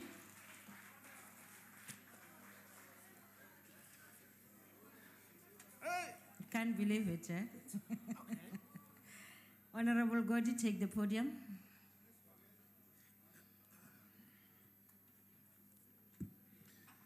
Thank you, Honorable Chair, comrades and honorable members. The VBS saga is unfortunate and bad, but part of a long list of degenerate conduct in the private and public spheres. This saga raises both conceptual and practical issues. Conceptually, we need to read the classic by Africa's greatest revolutionary, Kwame Nkrumah, Class Struggle in Africa. This will help us understand the conduct of the rent-seeking petty bourgeoisie, the extraction of value without contributing anything. In a consumerist society driven by shameless greed and mimicking the settler colonial bourgeoisie in whose image the elite is made, get rich quick, loot, undeserved wealth become the norm. VBS, just like Steinhoff and others, is a wake-up call that the dominant economic culture and values are inimical to revolutionary morality. We need to fundamentally change the economic trajectory, culture, norms, and values if we are not to always react to the malfeasance of the alien class. At a practical level, we join our people in calling for consequences against all those who might have been involved in wrongdoing, from officials to those who wrongly benefited. To the extent that it involves public funds wrongly invested, those public entities that defined the rules must be held to account without fear, favor, or prejudice. The VBS saga should not be a dent in the collective morale of Africans in the struggle for economic transformation. The cancer of corruption must be fought relentlessly, whether in the public or private sector. It is always at the expense of the working poor. Down with corruption, down with capitalism. Thank you. Thank you, Honorable Goji. Honorable Tloyama.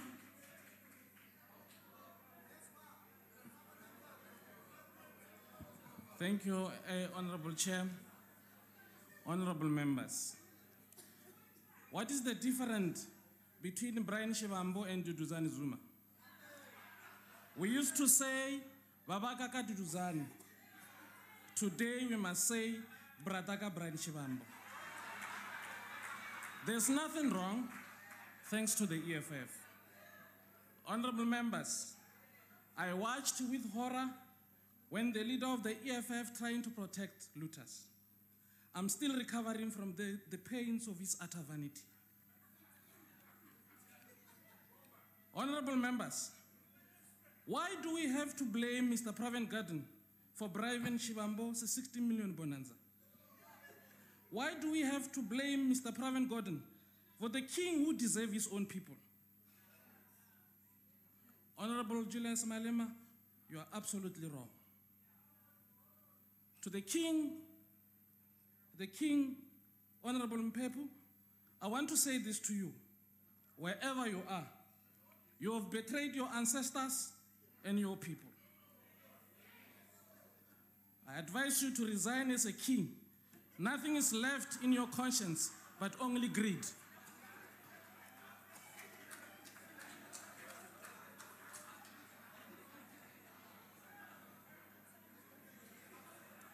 Honorable members, it's a tragedy. On a point of order, Chairperson.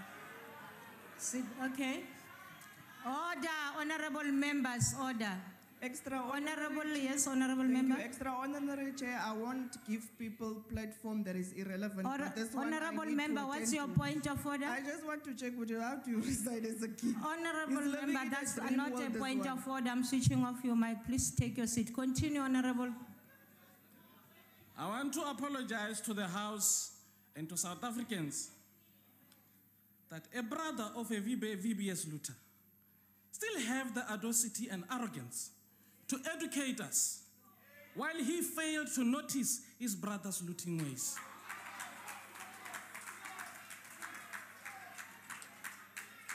Honorable members, I want to warn. Those people who have suffered in Limpopo are our people. Are poor, are not even earning 40,000 or 50,000 like us. Some of them are pensioners. We must have regret. We must never be arrogant. We have robbed our people. Honorable members,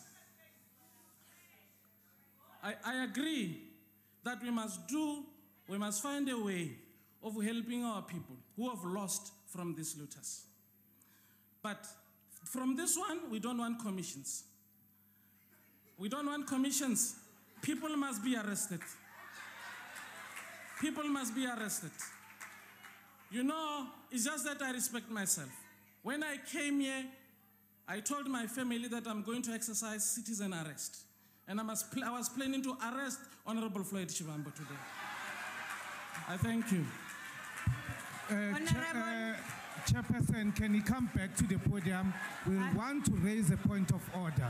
And it will be unfair that he can just abuse the podium with his Honorable walking. member. It is not allowed. Honorable member, what's your point of order? Chairperson. I'm listening. But I No. am distracted. Okay. The first Continue. request I would like to make to you is that I'm raising a point of order prior to his departure from the podium. No, that's not true. I did, Chairperson. It is true. No sooner than I raised the point of order, he walked away quickly. And it is unfair to us as the House because he has left. What is your point? I heard that one. What is your point of order now? The innuendo that flows from his last remark that he had come here to get Honorable Member Shivambu arrested. That is an innuendo that goes back to what we have been discussing. Thank you very much. I heard you. I'll seek advice on that one. Thank you very much. Thank you. Chairperson. I have heard you. I will seek advice on the ruling on that one. Thank you. Honorable Van Dam. Honorable Chairperson, there is a party here and it's corruption I would like to talk about. I'm not talking about the one in green, black, and gold. If corruption was an Olympic sport, they will always win gold. So my rebuttal sheet about them is empty. Siyabazi bona nemali yabantu, ichapis nesicathulo. I would like to talk about the ones who come here dressed in overalls and gumboots and the outfits of abamama aklina izindlu. These are the people who say they fight for the poor, but that is a blatant lie. Order, Chairperson. They are only Honorable Van Dam, please take your seat. Yes, on what point of order are you rising, Honorable Member? Fair enough, Chairperson. The VBS report, which is about 148 pages, nowhere does it refers to the EFF. And for the members standing up there to speak about Red Overalls Party, it's another innuendo which is Honorable intended Member, to thank you very much. Mislead the Honorable nation. Member, what I didn't hear is the EFF. Thank you very much.